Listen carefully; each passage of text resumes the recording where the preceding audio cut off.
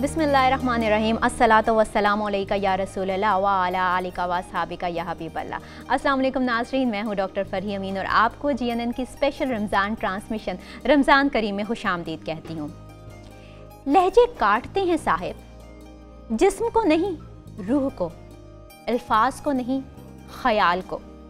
कुछ लोग, कुछ जज्बात, कुछ ख़याल बहुत अनमोल होते हैं, लेकिन हमारे लहजों की तलखियाँ उनको मार डालती हैं। सर्द लहजों की हवाएं वफा की गर्मी को मांद कर देती हैं। शायद ये वही लहजा है जिसे हम अखलाक का नाम देते हैं, रवैयों की जान का नाम देते हैं। ये जो नर्म लहजा है और प्यार के जो दो मीठे बोल हैं, क्या हम अपने लहजे की चाशनी में घोल के किसी के कानों में घोल नहीं सकते हैं? क्या हम मोहब्बत भरे लहजे से किसी का दिल नहीं जीत सकते? क्या हम मोहब्बत भरे लहजे से किसी का ज़हनी सुकून नहीं दे सकते? क्या हम मोहब्बत भरे लहजे से किसी की खुशी का सामान नहीं कर सकते? ये लहजे की चाशनी ही है, ये लहजे का शाइस्तगी ही है जिससे दो ख़ानदान आपस में जुड़े रहते हैं। मोहब्बत परवान चढ़ती है, रिश्ते मुस्तहकम होते हैं। ज़रूरी है कि किसी के मरने के वक्त उसके पास जाके अपने लहजे की करख्तगी, अपने नामुनासिब रवैये की माफ़ी मांग ली जाए। कोशिश करें कि उससे पहले ही आप उससे माफ़ी मांग लें।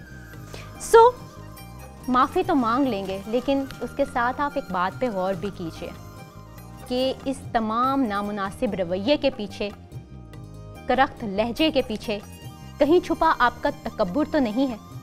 इसका सबब कहीं किसी मोड़ पे आपका बुरा रवैया, गौर कीजिएगा, मैं यहाँ पे बार बार इस वजह से कह रही हूँ कि ये जो बुरा रवैया है और ये जो नामुनासिब अल्फाज और लहजे हैं, ये कितनी दूर तक इंसान को ले जाते हैं।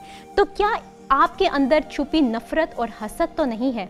और अगर ऐसा है तो समझ लीजिए कि आपके दिल में खुदा आया ही नहीं, क्योंकि आपने अपने रब के लिए अपने दिल के घर की सफाई की ही नहीं। नाज़रीन, चलते हैं।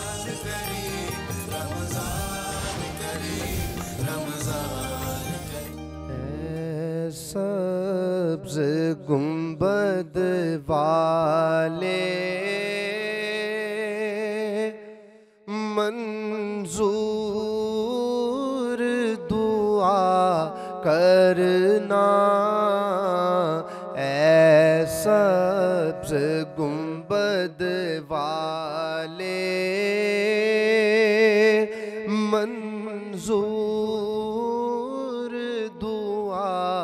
करना, जब वक्त नज़ा आए आका दीदार अता करना, जब वक्त नज़ा आए आका दीदार अता करना। मैं कब्र अंधेरी में घबराऊंगा जब तन्हा,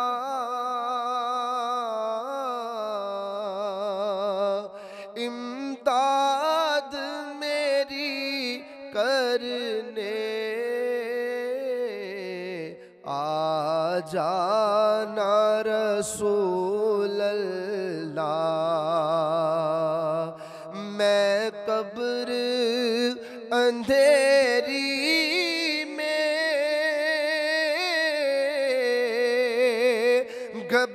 घबराऊंगा जब तन्हा, इमदाद मेरी करने आ जाना रसूल अल्लाह। रोशन मेरी तुर्बत को लिल्लाह ज़रा करना, जब वक्त नज़ा आए आका दीदार अता करना। मुजरिम हूँ जहाँ भर का, महशर में बरम रखना।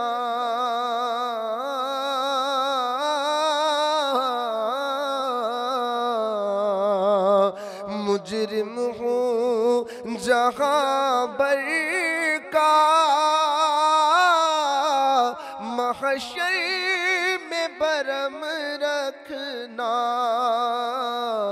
रुसवाए ज़माना हूँ, दामन में छुपा लेना। रुसवाए ज़माना हूँ, दामन में छुपा लेना। ऐ पर्दा नशी दिल के पर्दे में रहा करना। जब वक्त नज़ा आए आका दीदार अता करना। चेहरे से रिया पाई इन चाँद सितारों ने। इस दर से शिफा पाई दुख दर्द के मारों ने। चेहरे से ज़िया पाई इन चाँद सितारों ने। इस दर से शिफा पाई दुख दर्द के मारों ने। आता है तुम्हें शाह हर दुख की दवा करना। आता है तुम्हें शाह। नाज़रीन, हर मज़हब और हर कबीले में और हर कौम में ईद का तस्वुर माना जाता है, पाया जाता है। हज़ूर सल्लल्लाहु अलैहि वसल्लम की मदीना में आमद से पहले मदीना में दो त्यौहार मनाए जाते थे, नौरोज़ और मेहरगान। और साबका अंबिया कराम की उम्मतें भी ईद मनाया करती थीं। मिसाल के तौर पे हज़रत आदम अलैहिस्सलाम के बाद हज़रत आदम अलैहिस्सलाम की जो कौम थी वो उस वक्त उस दिन ईद मनाया करती थी जब हज़रत आदम अलैहिस्सलाम की तौबा कबूल हुई थी। इसके अलावा हज़रत इब्राहीम अलैहिस्सलाम की उम्मत उस दिन ईद मनाया करती थी जब नमरूद की आग से नजात मिली थी हज़रत इब्राहीम अलैहिस्सलाम को। हज़रत यूनुस अलैहिस्सलाम की कौम उस दिन ईद मनाया करती थी जिस दिन हज़रत यूनुस अलैहिस्सलाम मछली के पेट से निकले थे, उनके पेट से उनको निजात मिली थी। हज़रत ईसा अलैहिस्सलाम की कौम जिस रोज़ आसमान से मायदा नाजिल हुआ उस रोज़ ईद मनाया करती थी। उम्मत मोहम्मदी सल्लल्लाहु अलैहि वसल्लम की ईद रमज़ानुल मुबारक के रोज़ों और इबादात का सिला है और आज इसी ईद के मुतल्लिक हम बात करेंगे, उसके मायने और मफ़हूम को कुरान और सुन्नत की रोशनी में जानेंगे। और मेरे साथ इस गुफ्तगू में शामिल होंगे मौलाना शफ़ात रसूल साहब, पीर ज़ियाउल हक नक्शबंदी साहब और डॉक्टर मोहम्मद हसनैन साहब। आपको खुशामदीद कहती हूँ आज के ट्रांसमिशन में। मौलाना साहब, सबसे पहले तो मुझे ईद के लुग़वी और इस्तिलाही मायने बता दीजिए और इसके साथ मुझे बताएं कि इस्लामी इस्तिलाह में ईद है क्या और कितनी ईदें हैं इस्लाम में। बिस्मिल्लाहिर्रहमानिर्रहीम। इंशाअल्लाह पाकिस्तान में उम्मत मुस्लिमा कल ईद उल फ़ितर अदा भी करेगी और ईद की खुशियाँ मनाएगी भी सही और दूसरों तक ईद की खुशियों का पैगाम भी पहुँचाएंगे इंशाअल्लाह जी। ईद उल फ़ितर में दो लफ्ज़ हैं, एक लफ्ज़ है ईद और एक है फ़ित्र। ठीक। मैं पहले फ़ित्र पर बात कर लेता हूँ। फ़ित्र का माना ये होता है कि आपने 30 दिन 29 दिन सौम में गुजारे, तो जब सौम की हालत ख़त्म हुई तो उसको फ़ित्र कहते हैं, जिसको हम अफ्तारी कहते हैं। ठीक है। तो ये पहला दिन होता है रमज़ान के बाद कि जिस दिन को आप इफ़्तार की हालत में कि सुबह से शाम तक खाने की पाबंदी के बगैर आप गुजारते हैं जी। अब लफ्ज़ ईद की तरफ आइए। ईद जो है लफ्ज़ औद से है। अच्छा। औद, आदत, आयद, माद, ये सारे लफ्ज़, मसलन एक बच्चा या हम जिस काम को बार बार करें तो लोग देखने वाले क्या कहते हैं, ये जी इसकी आदत है। तो आदत का माना होता है कि किसी फ़ेल को, किसी अमल को बार बार दोहराना। ठीक है। तो ईद का माना वो खुशी जो हर साल लौट कर बार बार आए, उसे ईद कहते हैं। ठीक है। अब कुरान पाक में लफ्ज़ ईद इस्तेमाल हुआ है, जिस तरह आपने कहा माइदा के हवाले से, जी। क़ाल ईसा इब्न मरियम अल्लाहुम्मा रब्बना अनज़िल अलैना माइदतम मिनस समाई तकूनु लना ईदन लिअव्वलिना व आखिरिना व आयतम मिनक वरज़ुक़ना व अंत खैरुर राज़िक़ीन। कौम ने मुतालबा किया अगर आसमान से एक दस्तरखान आ जाए तो हम तुम्हें खुदा का सच्चा पैगम्बर मान लेंगे। तो हज़रत ईसा अलैहिस्सलाम ने हाथ उठाया तो रब ने माइदा उतार दिया। तो जिस दिन माइदा यानी नेमतों का दस्तरखान मिला, उसको वो ईद कहते हैं। अब इस्लाम में मशहूर 2 ईदें हैं, एक ईद उल फित्र है, एक ईद उल अधा है। जिस तरह आपने खुद अपने इंट्रो में बताया कि नबी सल्लल्लाहु अलैहि वसल्लम जब मदीना में आए तो उस वक़्त वहाँ 2 ईदें थीं। इस्लाम एक नज़रिया है, नज़रिया हमेशा एक सकाफ़त को भी जन्म देता है। तो हमारे ये इस्लामी ईदें भी हैं, सकाफ़ती ईदें भी हैं। एक तो ये 2 ईदें हो गई। और इसके अलावा हदीस पाक में नबी पाक सल्लल्लाहु अलैहि वसल्लम ने फरमाया कि जुमे का दिन भी ईद का दिन है। और साल में 52 जुमे आते हैं, 52 ईदें वो हो गई हमारे मुसलमानों की, और 2 ईदें ये हो गई, ये 54 ईदें हो गई। और इन सारी ईदों का सरचश्मा और मंबा ईद मिलादुन्नबी सल्लल्लाहु अलैहि वसल्लम है। अगर हजूर सल्लल्लाहु अलैहि वसल्लम तशरीफ़ न लाते दुनिया में तो ना ईद उल फित्र मिलती, ना ईद उल अधा मिलती, ना ईद उल जुमा मिलती। और इसके साथ साथ ईद उल फित्र के हवाले से उलमा ने लिखा है कि दर हकीकत ये जश्न नुज़ूल कुरान है, क्योंकि कुरान पाक में पढ़िए शाहरु रमज़ान अल्लज़ी उनज़िला फ़ीहिल कुरान हुदल लिन्नास बय्यिनातिम मिनल हुदा वल फुरक़ान फ़मन शहिदा मिनकुम अश-शहरा फ़लयसुम। आगे ना वलितुकमिलुल इद्दता वलितुकब्बिरुल्लाह अला मा हदाकुम वलअल्लकुम तशकुरून, कि रब ने जो तुम्हें हिदायत दी है इस पर उसकी तकबीर बयान करो और उसका शुक्राना अदा करो। वो या इस माह रमज़ान में क्योंकि नुज़ूल कुरान का आगाज़ हुआ और रब ने हमें कुरान पाक अता फ़रमाया, इसलिए फ़रमाया कि इस माह के इख्तिताम पर ये जो ईद उल फित्र है ये दर हकीकत जश्न नुज़ूल कुरान है कि तुम अल्लाह का शुक्र करो कि तुमने रोज़े रखे, तुमने सहरियाँ की, तुमने अफ्तारियाँ की, शब बेदारियाँ की, तिलावतें की, सखावत की, अता किया, और फिर रब ने आखिरी अशरे में 27 की रात में तुम्हें कुरान का नुज़ूल की नेमत अता फरमाई। इसलिए इन सारी नेमतों को सामने रखते हुए ईद उल फितर को ईद तशक्कुर की तरफ तौर पर मनाओ और इसे अदा करो। बहुत प्यारी आपने बात की। फिर साहब इसी ईद के फ़लसफ़े के हवाले से मैं जानना चाहूँगी आपसे। बिस्मिल्लाहिर्रहमानिर्रहीम।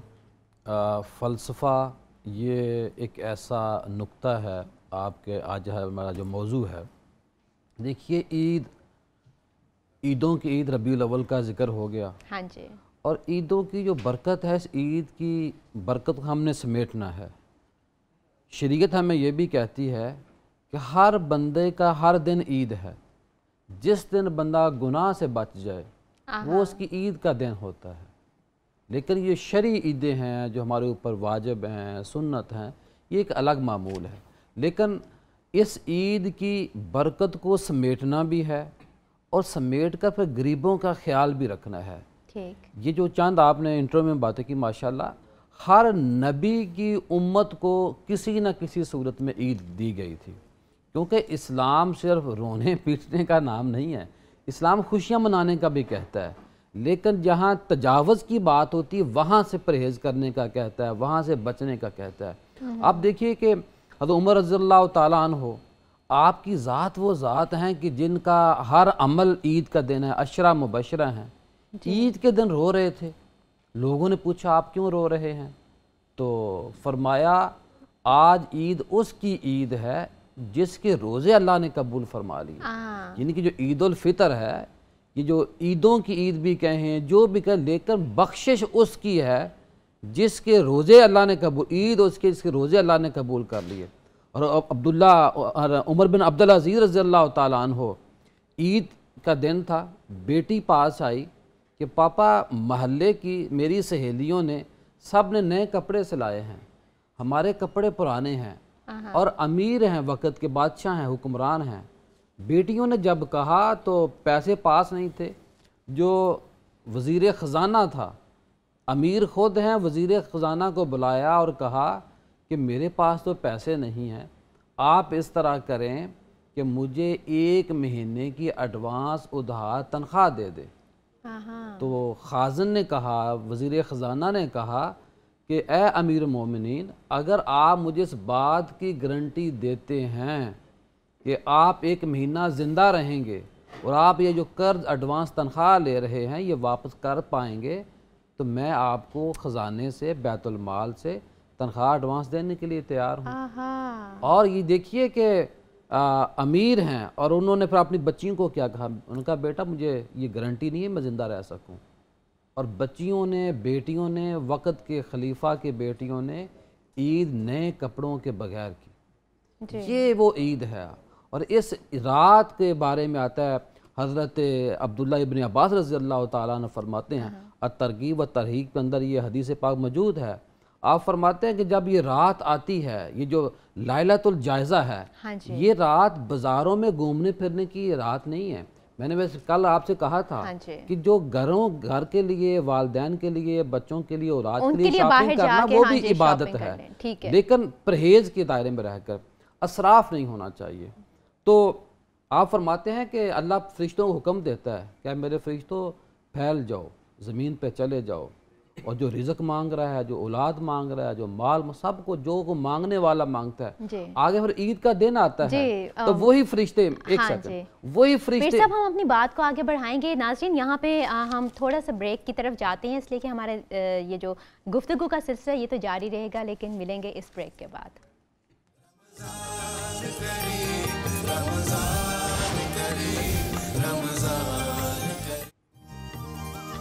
वेलकम बैक नाज़रीन, मैं मौजूद हूँ किचन में और आपको पता है जब मैं किचन में आ जाती हूँ तो मज़े मज़े के पकवान बनते हैं। और जहाँ पे पकवान बनने की बात है तो आप सब जानते हैं कि कल ईद है और ईद की खुशियाँ तो चांद रात से ही स्टार्ट हो जाती हैं। बहुत से लोग शॉपिंग करने के लिए चले जाते हैं, मेहंदियाँ लगती हैं, मेहमानों की आमदो रफ्त बहुत ज़्यादा हो जाती है, कुछ ईदियाँ रह जाती हैं देने वाली कुछ घरों में, तो अहले खाना सब मिलके इकट्ठे किसी ना किसी के घर में ईदियाँ देने के लिए जा रहे होते हैं। सो इन सारी चीज़ों में जिन लोगों के घर में मेहमान आ रहे हैं ईदियाँ लेके, तो उनकी खातिर तवाज़ा भी तो एक काम है ना, और खातिर तवाज़ा भी उस अंदाज से कि वो याद रखें कि वाकई हम जिनके घर में गए थे उन्होंने कमाल की तवाज़ो की थी। तो उस कमाल की तवाज़ो के लिए आज हमने उसी चीज़ को मद्देनज़र रखते हुए स्पेशल डिश का एहतमाम किया है। और वो स्पेशल डिश क्या बनने जा रही है आज आपको बताएंगी फ़ायज़ा। अस्सलाम वालेकुम। वालेकुम अस्सलाम। कैसी हैं आप? मैं ठीक हूँ, आप कैसी हैं? अल्लाह का शुक्र, ठीक ठाक।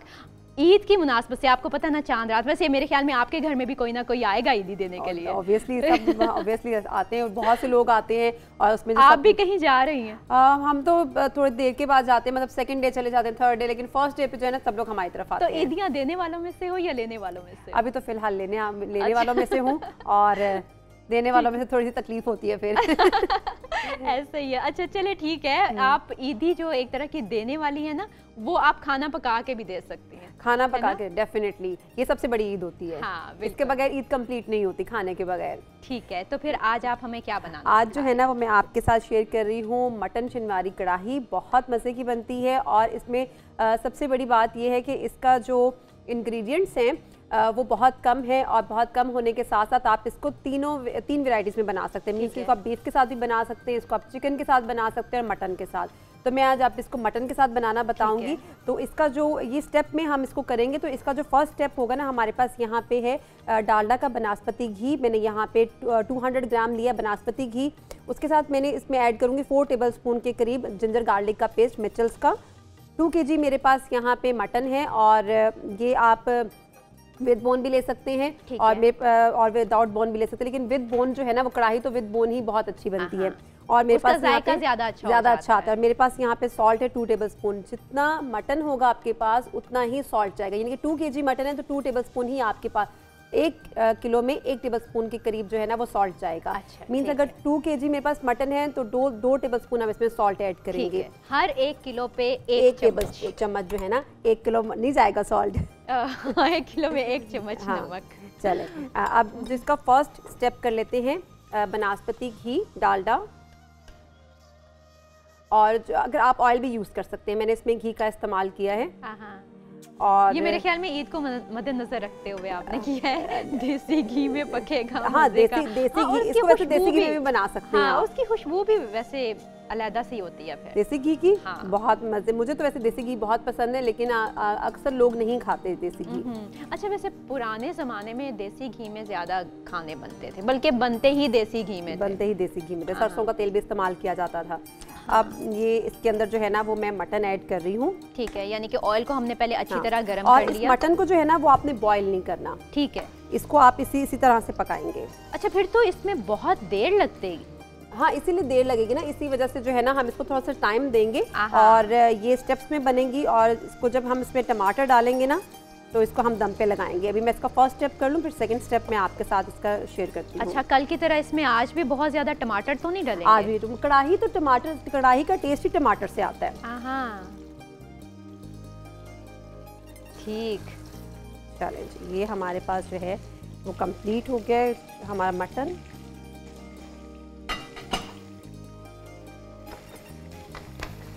और इसको हमने हल्की आंच पे जो है ना वो फ्राई करना है, बहुत तेज़ आंच नहीं रखनी हमने इसमें। अच्छा, इसका कलर चेंज हो जाए फिर हम इसमें बाकी चीज़ें ऐड करेंगे। इसके अभी जो है ना वो मैं इसमें ऐड कर रही हूँ जिंजर गार्लिक पेस्ट। अच्छा, लहसुन अदरक का पेस्ट इसमें जाएगा 4 टेबलस्पून के इक्वल। अच्छा, यानी 2 किलो गोश्त है तो हाँ, उसमें 4 4 टेबलस्पून चम्मच जाएगा। 1 kg है तो आप 2 टेबलस्पून लेंगे। ठीक है। अच्छा, लहसुन अदरक को अच्छी तरह पीसना ज़रूरी है, पेस्ट बनाना है। अगर जहाँ पे हम कहें कि आपने चॉप गार्लिक यूज़ करना है, चॉप जिंजर यूज़ करना है, तो फिर वहाँ पे आपको वही यूज़ करना होगा। ठीक है। और इसके साथ मैं ऐड करी हूँ 2 टेबलस्पून ऑफ सॉल्ट। ठीक है।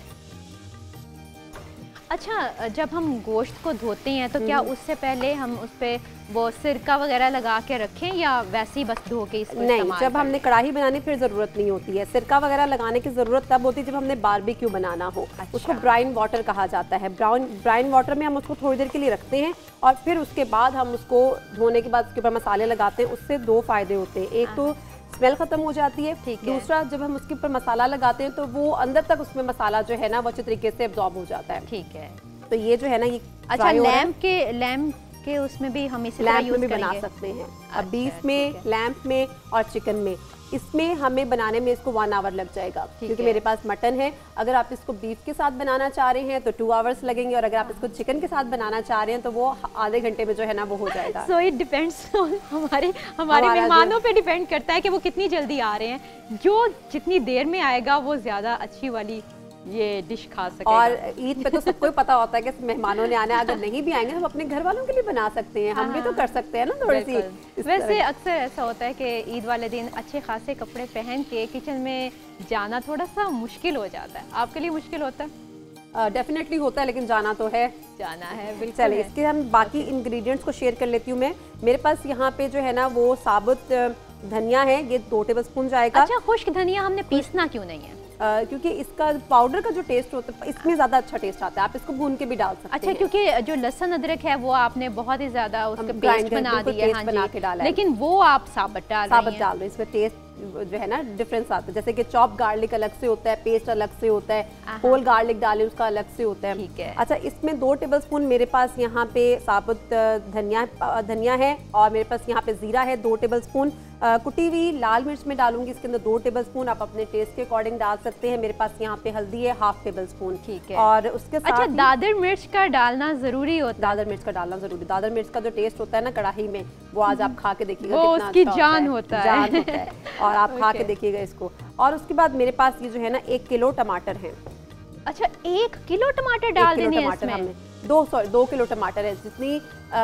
जितना गोश्त होगा उतने ही टमाटर जाएंगे इसके अंदर। ये तो उस दिन वाला है कि जी कल जितने जैसे चावल बिरयानी हैं, बनाई थी ना, हाँ, उतने ही वैसे। टमाटर। तो 2 किलो ओके। मेरे पास यहाँ पे टमाटर हैं, 2 किलो गोश्त है। अब इसको थोड़ा सा फ्राई करने के बाद मैं इसमें ये स्पाइसेस ऐड कर दूंगी। स्पाइसेस अच्छे तरीके से हम इसको मिक्स करेंगे और उसके बाद टमाटर डाल देंगे। ठीक है। टमाटर डाल के हम इसको लगा देंगे दम पे, और दम पे लगाने के बाद जब ये अच्छे तरीके से हो जाएगी फिर हम इसकी सर्विंग करेंगे। अच्छा, यानी कि ये बहुत लंबे वाला प्रोसीजर, इसमें मेरे ख्याल में 1 घंटा तो लग जाएगा। 1 घंटा तो लग जाएगा। ठीक है। और ये तो मटन कढ़ाई की आपके साथ सारे इंग्रेडिएंट्स को मैंने शेयर किया मटन कढ़ाई के, और इसके साथ जो इसकी गार्निश में जाएंगे वो जाएगा थोड़ा सा धनिया, जिंजर जाएगा जो कि हमने जूलियन में कटिंग किया होगा, और हरी मिर्चें जाएंगी इसकी गार्निश में। और साथ में हम इसकी चटनी बनाएंगे, सॉस बनाएंगे जिसमें हम कोरिएंडर यूज़ करेंगे, ग्रीन चिली यूज़ करेंगे, धनिया यूज़ करेंगे, फ्रेश धनिया हमने इसमें इस्तेमाल करना है, और थोड़ा सा गार्लिक ऐड करेंगे। अच्छा, हरा धनिया, हरी मिर्चें और अदरक, लहसुन, ये सारा चटनी में जाएगा? ये सारा चटनी में जाएगा। ठीक है। ठीक है, तो ये फ्राई हो रहा है। जब तक ये फ्राई हो रहा है तब तक मैं आपके साथ जो है ना हम आज हलवा बनाएंगे इसके साथ।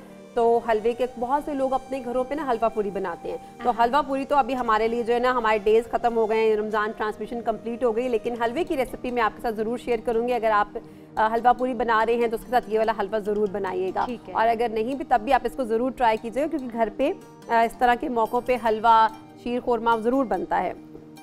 तो मेरे पास यहाँ पे डालडा बनास्पति है। अच्छा, और हमने कितना लेना है डालडा बनास्पति? मेरे पास यहाँ पे जो है ना वो है 200 ग्राम डालडा बनास्पति घी है, और सूजी ली है मैंने यहाँ पे 250 ग्राम।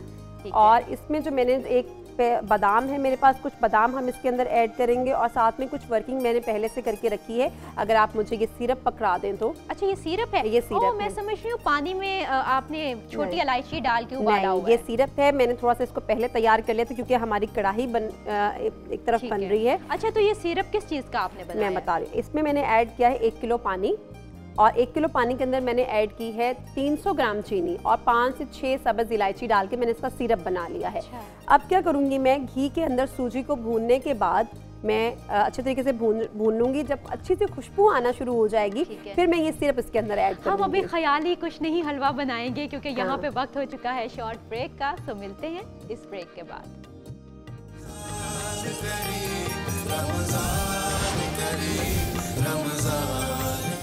वेलकम बैक नाज़रीन। ईद के दिन का सबसे अहम रुकन नमाज ईद, लेकिन नमाज ईद किस अंदाज से अदा करनी चाहिए, कहाँ पर अदा करनी चाहिए, और उसके मज़ीद क्या अहकामात हैं, ये हम जानेंगे डॉक्टर मोहम्मद हसनैन साहब से।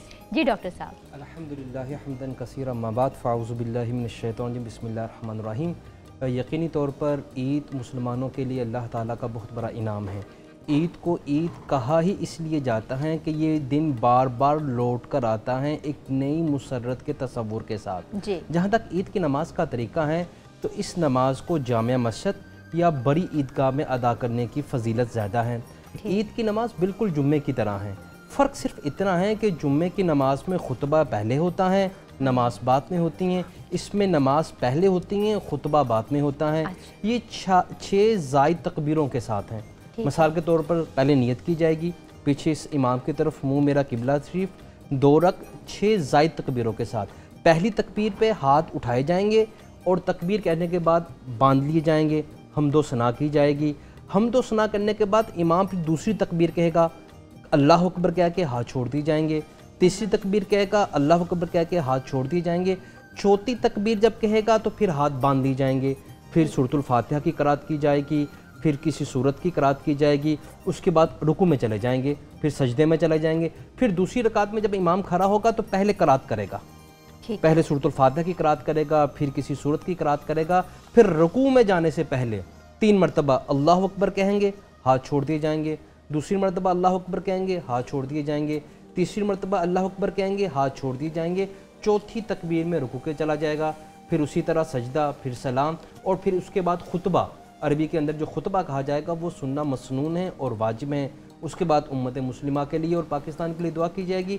जहाँ शाह साहब फरमा रहे थे, पीर साहब उमर बिन अब्दुल अजीज़ का वाक़या बता रहे थे, उसमें कुछ एडिशन करना चाहता हूँ। उमर बिन अब्दुल अजीज़ को अल्लाह ताला ने कसीरुल औलाद बनाया था, आपके 11 बेटे थे। जब आप 3 बड़े आज़मों के सरदार थे, 3 बड़े आज़मों की आपके पास हुकूमत थी, जब आप ईद की नमाज के लिए गए तो 11 के 11 बच्चों ने पुराने कपड़े पहने हुए थे। जब आपने हमदो सना की, उसके बाद मुख्तलिफ मुल्कों के वज़ीरों सफ़ीरों के साथ आप मिले, मिलने के बाद अपने बेटों के सामने चले गए और कहा, मेरे बेटो मुझे दुख है, मुझे इस बात पे अफसोस है और मैं नादम हूँ कि मैं आपको नेक कपड़े नहीं दिला सका, तो मैं अपनी इस शर्मिंदगी का इजहार आपके सामने करता हूँ। तो बच्चों ने कहा कि अब्बू हमें इस बात पे बहुत फ़ख्र है कि आप खाइन नहीं हैं, आप ईमानदार हैं, हमें इस बात पे फ़ख्र है। 3 बड़े आज़मों का, मैंने बात कल भी कही थी, पुराने कपड़ों में ईद मनाना शर्मिंदगी की बात नहीं है। शर्म तो उस शख्स को आनी चाहिए कि जिसने रोज़े नहीं रखे और वो ईद मनाने के लिए तैयार। लेकिन डॉक्टर साहब हम तो बहुत शौक से ईद की तैयारी करते हैं, नए कपड़े खरीदते हैं, नए जूते खरीदते हैं, बहुत सी ऐसी चीज़ों में अपने पैसों को सर्फ करते हैं। नया लिबास पहना, हाँ तैयार होना, जिस तरह जुम्मे की सुनते हैं, इस तरह जिस तरह मैं आपको बता रहा था कि अल्लाह ने हर चीज़ को हर चीज़ पे फजीलत दी है। अल्लाह ने दिनों में से जुम्मे के दिन को बाकी दिनों पे फजीलत दी हैं, रमज़ान को बाकी महीनों पे फजीलत दी हैं, इसलिए ईद खुशी का दिन है। मुसलमानों के लिए 2 ईदें बड़ी ही अहमियत रखती हैं और रसूलुल्लाह सल्लल्लाहु अलैहि वसल्लम ने इस पर बड़ी तवज्जो दी हैं। नबी करीम सल्लम घर से ईद की नमाज़ पढ़ाने जा रहे थे तो अम्मा आयशा सिद्दीक़ा रज़ी अल्लाह तआला ने कहा, या रसूल सल्लम कुछ माल दे जाइए, मदीना के मसाकीन और गरीब आएंगे, दस्तरखान बिछा सकूं। तो रसूल सल्लम ने कहा कि मेरे पास तो नहीं है। वापस आए तो आपके घर के बाहर एक लंबा दस्तरखान बिछा हुआ था। तो रसूल सल्लम ने मायशा से पूछा ये क्या है? फरमाया आपके हज़रत उस्मान जो आपके दामाद हैं उन्होंने आपकी तमाम उम्मुहातुल मोमिनीन को एक ऊँट सामान के साथ तोहफे में भेजा है। ये ईद तोहफों का दिन है, एक दूसरे से मोहब्बत बढ़ाने का दिन है। वैसे भी लेकिन ये तोहफों की मैं यही बात करना चाहूँगी, आजकल जो तोहफों का तबादला होता है वो इस वजह से होता है कि मैंने एक चीज़ दी है तो मुझे बदले में 2 चीज़ें मिलेंगी। देखिए मादियत का दौर है, मज़हब से दूर है। हदीस में तो आता मन आता लिल्लाहि व मन अबग़ज़ लिल्लाहि, जिसने अल्लाह के लिए लोगों को दिया, अल्लाह के लिए हाथ रोक लिया, अल्लाह के लिए मोहब्बत की, अल्लाह के लिए नफ़रत की, फ़क़द इस्तकमल ईमान, उसने अपने ईमान को मुकम्मल कर लिया। अगर आज हम किसी मुसलमान भाई को तोहफ़ा दे रहे हैं तो मकसूद व मतलूब अल्लाह की रज़ा होनी चाहिए। हदीस में खुद आता है तुम उस वक्त तक मोमिन नहीं हो सकते, ला युकमिनु अहदुकुम, तुम उस वक्त तक कोई मोमिन नहीं है अपने भाई के लिए वो चीज़ पसंद ना करे जो अपने लिए पसंद करते हैं। हम अपने लिए इज़्ज़त को पसंद करते हैं, क्यों अपने भाई के लिए पसंद नहीं करते? हम अपने लिए एहतराम को पसंद करते हैं। हम चाहते हैं हमारी बेटी अगले घर में जाए तो लोग उसको एहतराम दें, लेकिन किसी की बेटी हमारे घर में आई क्या हम उसको एहतराम दे रहे हैं? अल्लाह के रसूल फरमा रहे हैं कि वो शख्स मोमिन नहीं है जो लोगों के साथ इस तरह का मामला नहीं करता। जी मौलाना साहब, अब जहाँ हमने नमाज ईद की बात की थी वहाँ पे बाज़ औक़ात ये भी होता है कि देर हो जाती है, ये जो जिस जगह पे भी नमाज अदा की जा रही है, मस्जिद में की जा रही है या खुली जगह पे की जा रही है, देर हो जाती है और नमाज के लिए लोग खड़े हो जाते हैं। उस सूरत में जो देर से आया बंदा है वो किस अंदाज से नमाज अदा करेगा? यानी आपका सवाल का मकसद ये है कि जो जमात खड़े होने के बाद में लोग शामिल होते हैं, हाँ जी, तो वो किस तरह नमाज को पूरा करें? उसका तरीका ये है कि अगर कोई पहली रकत में नहीं आ सका, हाँ जी, अब वो दूसरी रकत में शामिल हुआ तो दूसरी रकत इमाम के साथ पढ़ेगा। ठीक है। जब इमाम सलाम कह देगा तो वो खड़ा होकर अपनी रकत को अदा करेगा। लेकिन उसके साथ ही खुतबा स्टार्ट नहीं हो जाएगा? खुतबा तो होगा स्टार्ट, लेकिन खुतबा के दौरान भी आप नमाज पढ़ सकते हैं। अच्छा। क्योंकि आप इमाम के साथ आप एक रकात पढ़ के तो सलाम नहीं फेर सकते ना जी, आपको एक रकात खड़े होकर पढ़नी होगी। तो खुतबे का सुनना भी बहुत ज़रूरी है। खुतबे का सुनना सुन्नत है, वाजिब नहीं है खुतबे का सुनना। ठीक है। और ये जो नमाज ईद है ये सुन्नत है, वाजिब है या फ़र्ज़ है? वाजिब है ये।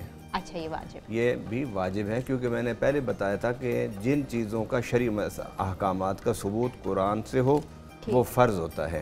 अच्छा। और जिनका अहादीस मुतवातरा से हो वो वाजिब होते हैं। और इसके साथ ये भी मैंने वजाहत की थी कि एतिकाद के हिसाब से इस फ़र्ज़ और वाजिब का थोड़ा सा फ़र्क होता है। अमल के एतबार से दोनों ज़रूरी होते हैं।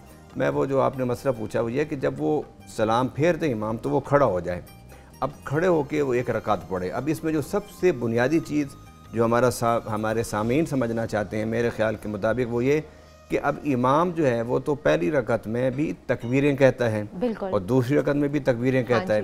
क्या जो बाद में खड़ा होके एक रकात पढ़ेगा क्या वो तकबीरें कहेगा या नहीं कहेगा?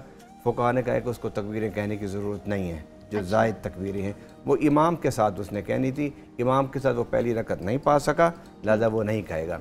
अब यहाँ पर एक बात बड़ी अहम है, मैं सामीन से अपने नाज़रीन से कहना चाहता हूँ कि सदका फ़ितर पर ना ठहरें, क्योंकि मैंने जो आयत पढ़ी थी ना कि माइदा वाली, आपने भी हवाला दिया कि माशी जो खुशहाली है कुरान ने उसको ईद कहा है ठीक, कि मायदा उतरा ना, हाँ जी, और उन्होंने खाया पिया, उसके बाद उन्होंने उसका ईद मनाया। माशी हमवार माशरा, माशी तौर पर हमवार माशरा, उस माशरे में हकीकी ईद का वजूद होता है। हमारे क्या होता है, मस्जिद के अंदर हज़ारों के लिबास पहन के और हज़ारों के परफ्यूम लगा के हाँ जी, हम नमाज़ पढ़ते हैं, बाद में ईद मिलते हैं गले ठीक और है, हज़ारों रुपये खर्च कर देते हैं। उसी दौरान मस्जिद की दीवार से बाहर एक ईद हो रही होती है, और वो ईद क्या होती है, कशकोल लेके लोग खड़े होते हैं हाँ, और सदाएँ होती हैं, दे जा राही अल्लाह, राह खुदा तेरा अल्लाह बूटा लाएगा। वो मरीज़, वो दुखी, वो परेशान, हज़ारों की तादाद में हमारी ईदगाहों के बाहर महरूम लोग खड़े होते हैं, और हम रौनत के साथ आते हैं और तकब्बुर के साथ वापस चले जाते हैं। रौनत इसलिए कि हमने रमज़ान के रोज़े रखे, और तकब्बुर इसलिए कि हमने कोई ईद पढ़ के खुदा न खास्ता कोई बहुत बड़ी दीन की खिदमत सर अंजाम दी है, और वो उसी तरह आते जाते हैं। और वो जो जमघटा होता है मस्जिद के बाहर, हाँ जी, वो अपनी बुनियादी ज़रूरतों से महरूम होते हैं। हम तो हज़ारों के सूट पहन के जाते हैं, और वो जो बाहर सदाएँ दे रहे होते हैं। मैं इसलिए कहता हूँ कि हमारी हर मस्जिद, हर ईदगाह में 2 ईदें हो रही होती हैं। एक मस्जिद के अंदर ईद हो रही होती है, एक मस्जिद के बाहर ईद हो रही होती है। मैं इसके साथ ये भी कहता हूँ कि अल्लाह को ये मंज़र पसंद नहीं है, रब को ये महरूमियत पसंद नहीं। अच्छा मौलाना साहब, बहुत से लोग तो पेशावर वहाँ पे इकट्ठे हुए होते हैं। देखिए, पेशावर होंगे उसमें, लेकिन इस हकीकत को ज़हन में रखें कि कोई शख्स इस हद तक बेचारा मजबूर हो जाए कि वो सदा देने पर खड़ा हो जाए, तो ये उसकी बहुत बड़ी मजबूरी है। और इसके साथ साथ अगर कोई पेशावर भी है, तो आप पेशावर को आप सदकात वाजिबा नहीं दे सकते। सदकात वाजिबा मतलब ज़कात, फितराना, आप ये नहीं दे सकते। लेकिन आम तौर पर जो सदका खैरात हम करते हैं जी, वो दे देना चाहिए।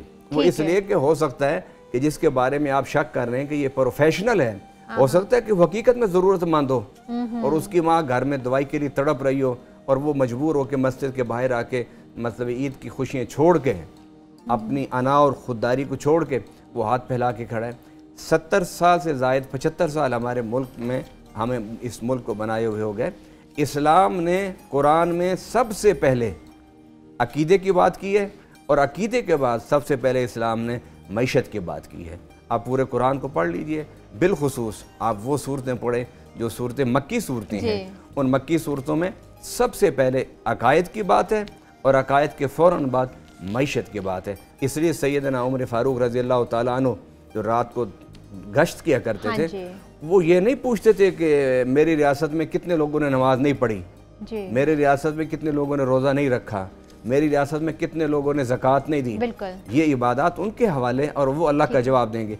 आप अगर मुस्तरब और परेशान हो के अगर रियासत मदीना में और मदीना शहर में आप तवाफ़ करते थे, घर घर पूछते थे, तो क्या बात पूछते थे? सिर्फ एक बात, कि अगर मेरी रियासत के अंदर कोई कुत्ता रात को भूखा सो गया, आम लोग कहते हैं कुत्ता मर गया, मरने की बात नहीं है, एक रात सोने की बात है। मरना तो बहुत बड़ा जुर्म है कि अगर कोई भूख से मर जाए, ये तो बहुत बड़ी बात है। आप फरमाते थे एक रात भूखा कुत्ता सो जाए तो उमर अल्लाह को क्या जवाब देगा। अच्छा मौलाना साहब, फ़िक़्ह और हदीस की रोशनी में मुझे बताइएगा कि नमाज ईद अगर अदा करने में इमाम साहब से किसी किस्म की कोई गलती खुदा न खास्ता हो जाती है, तो उस सूरत में क्या हो, उसका क्या मसला क्या है? उस इमाम की गलती को अल्लाह तो माफ़ कर देगा, लेकिन पीछे खड़े हुए मुसलमान नहीं माफ़ करते उसको। ठीक है। और वो ये है कि इसमें मैं बड़ी वजाहत से बात कर देना चाहता हूँ, क्योंकि ये तकबीरात कहने की आदत नहीं होती। जी बिल्कुल। पहली रकत में तो पहले तकबीरें कहनी होती है ना, तो वो अक्सर याद रह जाती हैं। तो दूसरी रकत में क्योंकि किरात के बाद तकबीरें कहनी होती हैं, ज़हन से महव हो जाती हैं। अब इस पर फ़ुक़हा का मुत्तफ़िक़ा फैसला है, अगर तकबीरें रह जाएं, ठीक है, तो ईद की नमाज हो जाएगी। ठीक है। अच्छा एक बात इसके साथ और रखे, तकबीरें वाजिब है, वाजिब के छूटने पर सजदा साहब होता है, ठीक है, लेकिन ईद के मौके पर फ़ुक़हा उम्मत ने यह कहा है कि सजदा साहब की भी ज़रूरत नहीं। अच्छा, उसकी भी ज़रूरत नहीं, इज़्दिहाम कबीर है, लोग बहुत ज़्यादा हैं, आपके सजदा साफ करने से लोगों को मुगालता होगा, वो समझेंगे कि नमाज का सजदा है, हालांकि आप सजदा साफ कर रहे हैं। बिल्कुल। अच्छा पीर साहब, जो नमाज ईद है वो अकेले भी पढ़ी जा सकती है या सिर्फ बाजमात है?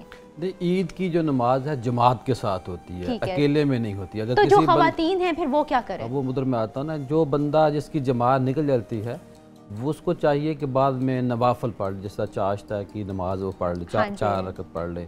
जो औरतें हैं हमारी माएँ बहनें बेटियाँ, अव्वल तो मेरी बहन इनके लिए मसाजिद में अलग से एहतमाम होना चाहिए, यानी कि ये मसाजिद में ही आए, पर्दे में आए, इनके लिए अलग हाल बनने यानी वो घर में नहीं अदा कर सकते। जी मैं उधर आ रहा हूँ। पहली बात यह कि इनके लिए मसाजिद के साथ एहतमाम होना चाहिए, और ये मैं गुजारिश करूँगा आज के बाबरकत दिन के मौका के ऊपर जो नई मसाजिद तमीर हो रही हैं वहाँ औरतों की अलग हाल तमीर किए जाए। दूसरा यह है कि जो अगर मसाजिद में नहीं फितने का अंदेशा है तो फिर वो माएँ बहनें बेटियाँ अपने घरों से मुराद ये है कि किसी एक घर में इकट्ठे हो गए, गली मोहल्ले का जो जिस तरह नमाज तस्बीह होती है इकट्ठी ख़वातीन होके वहाँ पे अदा। दूसरा ये है कि ये जो ईद है जो आपने अभी बात की, हर बात मौलवी पे आ जाती है।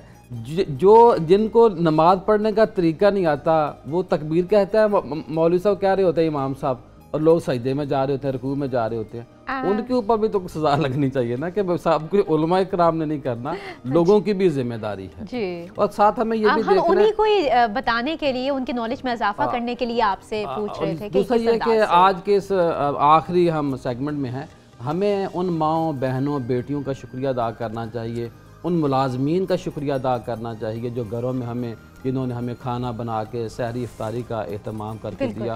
और साथ मैं एक मिनट साथ माशाल्लाह जो हमारे आफ्ताब साहब हैं, इमरान यकूब साहब हैं, नुमान साहब हैं, जितनी पूरी टीम, आपने बड़ा अच्छा वक्त गुजरा। हमसे भी शायद बहुत सारी यहाँ गलतियाँ हुई बोलने में, कहने में, तो हम माफ़ी के दरख्वास्त गुजार हैं, और हमें प्यार मोहब्बत खलूस से आगे बढ़ना चाहिए। और जो रात ज़्यादा बड़े मकाम पे बड़े अच्छे एहतमाम से ईद का एहतमाम होने जा रहा है माशाल्लाह कल, उसमें हमारे मौलाना राघव नईमी साहब का बड़ा रोल है कि जिन्होंने खतूत भी लिखे वफाकी वज़रा को, उन्होंने आर्टिकल भी लिखे, बहुत बड़ा रोल है ये। अच्छा, जहाँ पे उल्मा की आप बात करते हैं वहाँ पे मैं बात करती हूँ कि वो उल्मा जिनसे रोशनी लेते हैं हज़रत मोहम्मद मुस्तफ़ा सल्लल्लाहु अलैहि वसल्लम, वो ईद कैसे मनाते थे?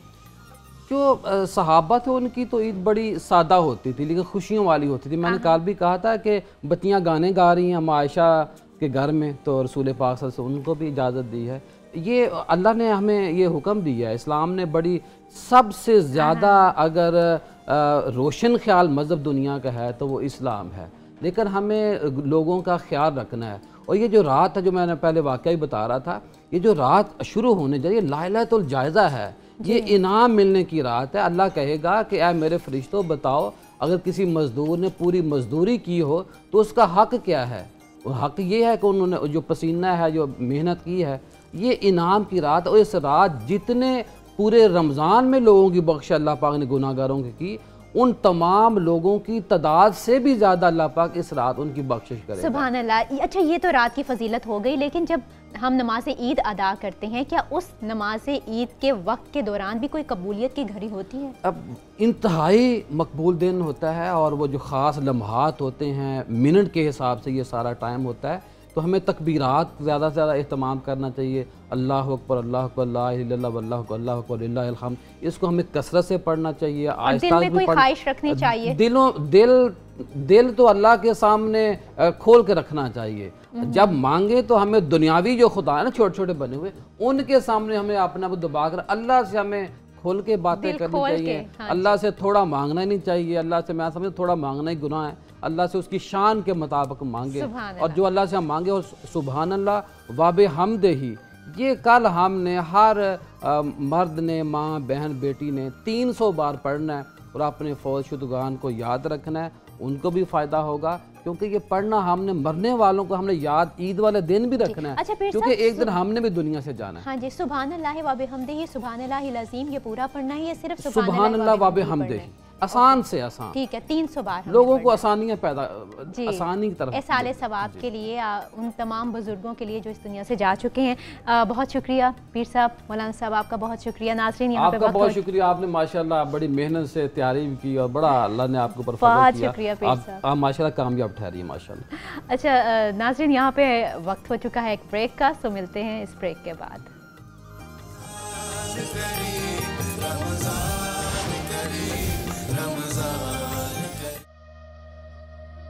Welcome back. मैं एक दफ़ा फिर से किचन में आ गई हूँ और किचन में बहुत मज़े की चीज़ बनने जा रही है। जी हाँ, वो अक्सर आप शनवारी नाम सुनते हैं कि जी मटन कढ़ाई है, शनवारी है।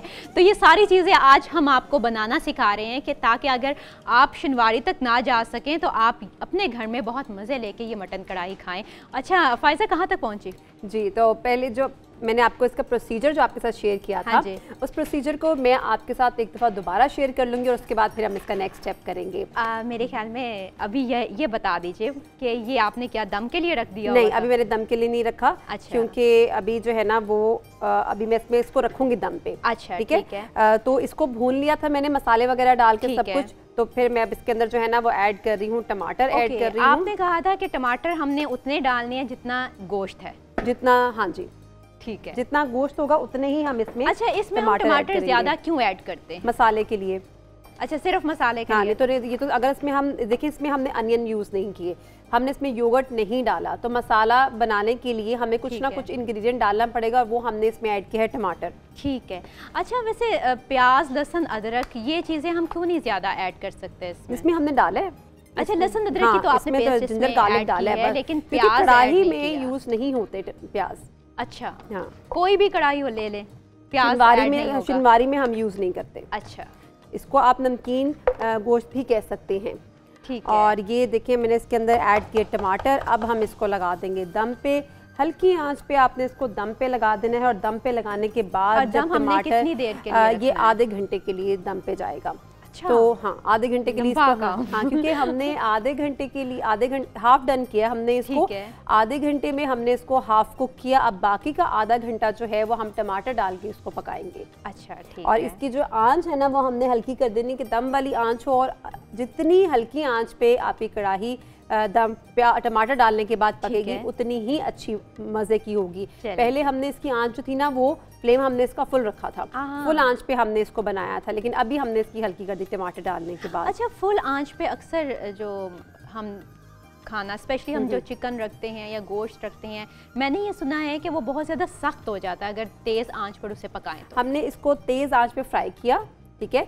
तेज़ आंच पे फ्राई करने के बाद क्या होता है, इसका पानी निकलना शुरू हो जाता है। जब पानी निकलना शुरू होता है तो वो पानी के अंदर ही पकती है, फिर हार्ड नहीं होती है वो। अच्छा। हाँ, और कुछ चीज़ें होती हैं जैसे फ्राई की जाती है, उसको हम फुल आंच पे फ्राई करते हैं, वो हार्ड हो जाती हैं। वो एक तो उसका कलर भी बहुत ब्राउन हो जाता है और वो हार्ड भी बहुत ज़्यादा हो जाती है। ठीक है, तो इस मटन में आपने पानी ऐड किया? नहीं किया ऐड, ये उसी पानी में पका है। अच्छा, हाँ, लेकिन ये बड़ा मुश्किल होता है क्योंकि इतनी देर तक इसका पकना और फिर पानी भी बहुत कम होना, क्योंकि वैसे हम हंडिया वगैरह पकाते हैं तो बहुत ज़्यादा पानी उसमें डालना पड़ता है उसको गलाने के लिए, तो इसमें नहीं डालना पड़ा। इसमें ये मटन कढ़ाई जो है इसी के पानी में पकी और वो उसी के पानी जो हमने तेज़ आंच पे उसको रखा, पानी छोड़ा उसने, पानी छोड़ने के बाद वो उसी पानी के अंदर जो है ना वो नरम हुआ, टेंडर हुआ है। ठीक है, तो इसमें कितनी देर लगती है इसको नरम होने में? उसी आंच में? मटन का जो कढ़ाई का टोटल टाइम है 1 आवर है। हाफ आवर में हमने इसके अंदर जो है ना नमक डाला था, और नमक डालने के बाद इसको हमने हाफ एंड नमक और जिंजर गार्लिक पेस्ट डाल के हमने इसको भूना, फ्राई किया। उसमें उसने पानी छोड़ा, पानी छोड़ने के बाद वो कितना टाइम लेता है गलने के लिए? पानी छोड़ने के बाद फिर हमने इसमें मसाला डाला था, वो भूना हमने। भूनने के बाद फिर हमने इसमें टमाटर डाले। 1 घंटा लगता है इसको टेंडर होने में। अच्छा, ठीक है। क्योंकि इसके स्टेप्स होते हैं ना, हम इसको एकदम से नहीं कर सकते, स्टेप बाय स्टेप हम इसको यूज करेंगे, स्टेप बाय स्टेप ही ये टेंडर होगा और इसमें पकाया जाएगा इसको। ठीक है। अच्छा, आपने वहाँ पे बड़े सबस चीजें रखी हुई हैं। हाँ, क्योंकि इसके साथ जो है ना वो हम बनाएंगे सॉस, बनाएंगे मिंट एंड कोरिएंडर सॉस बनाएंगे। अब इस सॉस को बनाने के लिए मेरे पास यहाँ पे जो इंग्रेडिएंट्स हैं उनको वॉश करने के बाद मैंने एक ही प्लेट में रख लिया है। मेरे पास यहाँ पे जो 1 कप हरा धनिया है, आधा कप मेरे पास पुदीना है, 5 से 6 मेरे पास जो है वो सब्ज़ मिर्चें हैं, और 1 छोटा टुकड़ा दरमियाने साइज़ का मेरे पास अदरक है, और 7 से 8 मेरे पास लहसुन के जवे हैं। अच्छा। अब इन सब को मैं डालूंगी ब्लेंडर में और हम इसकी एक अच्छी सी सॉस बनाएंगे जिसको हम सर्व करेंगे शिनवारी कढ़ाई के साथ। वाह, ज़बरदस्त। और शिनवारी कढ़ाई बहुत से लोग खमीरी रोटी के साथ खाते हैं। बिल्कुल, खमीरी रोटी नान के साथ खाते हैं। नान भी मंगवाए हैं आपके लिए आज, आपके साथ हमेशा फुल ऑफ जो है ना वो कॉम्बिनेशंस के साथ चीज़ें खानी चाहिए। हाँ, बिल्कुल। अच्छा, ये हरी मिर्चें आपने तेज़ वाली ली हैं या वो बस वो जो आर्टिफिशियल टाइप होती है? नहीं, बहुत तेज नहीं है ये। तो छोटी होती है ना, बहुत तेज होती है, उसको खाने डाल तो देते हैं हम, लेकिन वो खाने के काबिल नहीं रहती फिर, मतलब इतनी तेज होती है। कुछ लोगों को बहुत अच्छी लगती हैं, सब्ज़ मिर्चें, ज़्यादा मिर्चें बहुत अच्छी लगती हैं, तो वो फिर डालनी चाहिए। इतना भी वो खाया नहीं जाता ना, क्योंकि खाना, मैं हमेशा यही कहती हूँ, खाना वो बनाना चाहिए जो सब खा सके, जो सब खा सकें। ठीक अब है। दस्तरखान पे बैठे हुए लोग या आपके घर में गेस्ट आए और आपने इतनी मेहनत से खाना बनाया है और आपने इसमें इतनी मिर्चें डाल दी कि वो खाना खाए बगैर चले गए, तो इसमें तो अच्छी बात नहीं है ना। हमारे गेस्ट जो है खाना खाए बगैर चले जाएं, ईदियाँ भी कम ही मिलती हैं, फिर ईदी मिलेगी ही नहीं। चलिए, अब इसमें जो है ना मैं 1/4 कप पानी डालूंगी और हम इसको अच्छे से ब्लेंड करेंगे। हाँ, फायजा जितना अच्छा पकाती है ना, फायजा को इस ईद पे तो काफ़ी ज़्यादा ईदियाँ मिल जाएंगी। फायजा सोच लो कौन कौन सा रिश्तेदार कहाँ कहाँ पे है। छोटे होते तो बहुत ईद मिलती थी, अब थोड़ी सी उसके अकॉर्डिंग कम हो चुकी है। हाँ, अच्छा, तब छोटे बच्चों को तो अक्सर कोई वैसे भी मोहल्ले में से गुजर रहा हो ना, तो वो भी ईदी दे के चला जाता है। ऐसे ही है, ऐसे ही लेकिन है ना? अब जो है ना ईद बहुत कम हो गई है, लोग शायद कंजूस हो गए। अच्छी अच्छी ईदी दीजिएगा इस दफ़ा। ये मेरा, मैं मैसेज कन्वे कर रही हूँ अपना। अच्छी अपने लिए ईदी मांग रही है या वैसे लोगों के नहीं, लिए? मैं अपने लिए ईदी मांग रही हूँ, लोगों को भी दें, जिसको आप जानते हैं उसको भी दें, लेकिन मुझे तो दें अच्छी सी ईद। अच्छा, वैसे सबसे, मतलब जब हम बचपन में थे, बल्कि स्पेशली चलो मैं आपकी बात करती हूँ, आप बचपन में थी, तो सबसे कम ईदी आपको कितनी मिलती थी? मुझे याद है, मुझे 20 रुपए मिलते होते थे, 20 रुपए, और मैं बहुत खुश होती थी उन 20 रुपए को भी लेके। 20 रुपए भी बहुत ज़्यादा लगते थे। हाँ, और मैं बहुत खुश होती थी उन 20 रुपए को लेके मुझे, और मैं फ़ौरन से जाके ना उन सबको खर्च कर देती थी। वैसे ये बड़ी बात थी बच्चों को, अभी भी है, ऐसा ही है, अक्सर बच्चों के साथ ऐसा ही होता है कि यहाँ से आपको ईदी मिलती है, साथ ही आप किसी ना किसी शॉप पे चले जाते हैं, हमने फलां चीज़ लेनी है, फलां चीज़ लेनी है, और वहाँ पे जाके सारे पैसे उड़ा दिए। ईदी, वैसे सही मायनों में ना ईद का मज़ा भी यही है। जी जी, बिल्कुल, कि आपको जो मिले आप उसको दिल खोल के खर्च करें, वो तमाम हसरतें अपनी पूरी कर लें कि जो आपने सोचा हो कि भाई मैंने ये भी चीज़ लेनी है, फलां चीज़ खानी है। क्योंकि आगे पीछे जो दिन होते हैं ना, तब माएँ मना करती हैं, नहीं नहीं इससे गला ख़राब हो जाएगा, नहीं नहीं ये चीज़ बहुत महंगी है, अभी नहीं लेनी, बाद में लेंगे, पापा पैसे जब देंगे तब खाएंगे। तो ईद वाले दिन तो वो सारे बच्चे बड़े ही खुश हैं, और मेरे ख्याल में वो तमाम बच्चे ना, मेरी तरफ से राय है, खुल के खर्च करो। खुल के खर्च करें। बाद में पता चले माए मुझे कोस रही हैं, ये फरीद ने मशवरा दिया था हमारे बच्चों को, इसलिए बच्चों ने जाके सारे पैसे उड़ा दिए। और कुछ मदर्स जो होती है ना, वो थोड़े से रख भी लेती हैं बच्चों के पास से पैसे। हाँ, नहीं, वो जो मेहमान आते हैं घर में, वो अगर कोई बड़ा नोट हो तो वो बड़ा नोट रख लेती हैं, गायब हो जाता है, बच्चों तक तो पहुँचता ही नहीं है। ऐसे ही है ना। ये हमारी चटनी जो है ना वो रेडी हो चुकी है। डॉक्टर, मुझे वहाँ से सॉल्ट अगर आप दे दें तो मैं इसमें सॉल्ट ऐड करूँ, और फिर ये हमारी चटनी बड़ी अच्छी सी रेडी है। ठीक है।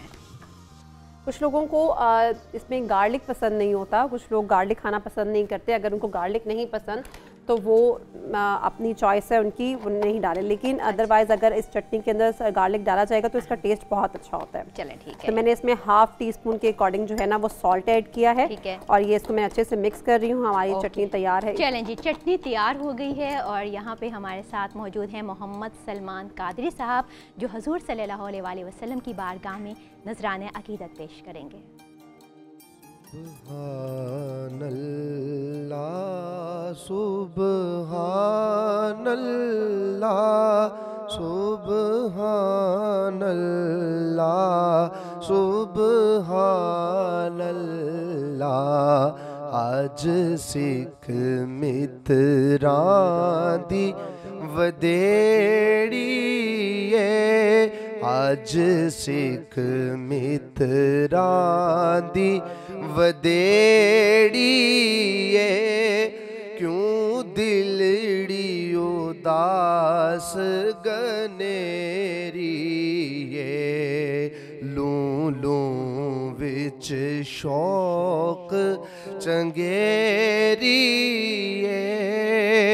आज नैना लाया क्यों झड़ियाँ आज नैना लाया क्यों झड़ियाँ। मुख चंद बदर शाशानी मथे चमके लाट नूरानी मुख चंद बदर शाशानी मथे मथे चमके लाट नूरानी ये काली जुल्फ ते अख मस्तानी ये काली जुल्फ ते अख मस्तानी ये मखमूर यखी हैन मधबरिया सुबहानल्लाह सुबहानल्लाह सुबहानल्लाह सुबहानल्लाह। ऐस सूरत नू मैं जाना खा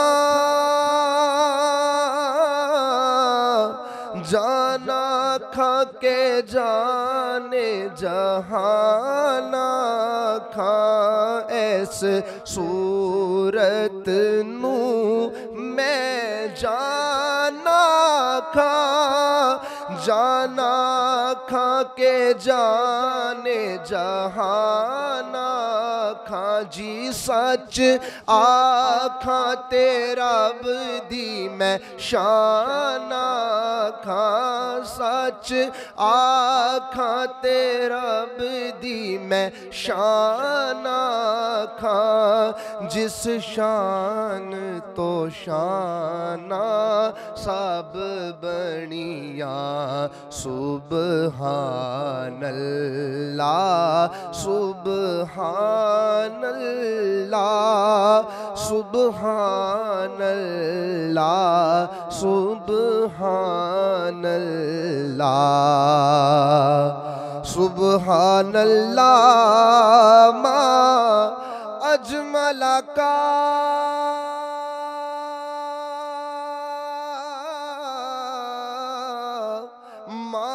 हसन का अकमल का किथे मेरे अली किथे तेरी सना किथे मेरे अली किथे तेरी सना मुश्ताक अखियाँ किथे जायड़ियाँ सुबहानल्लाह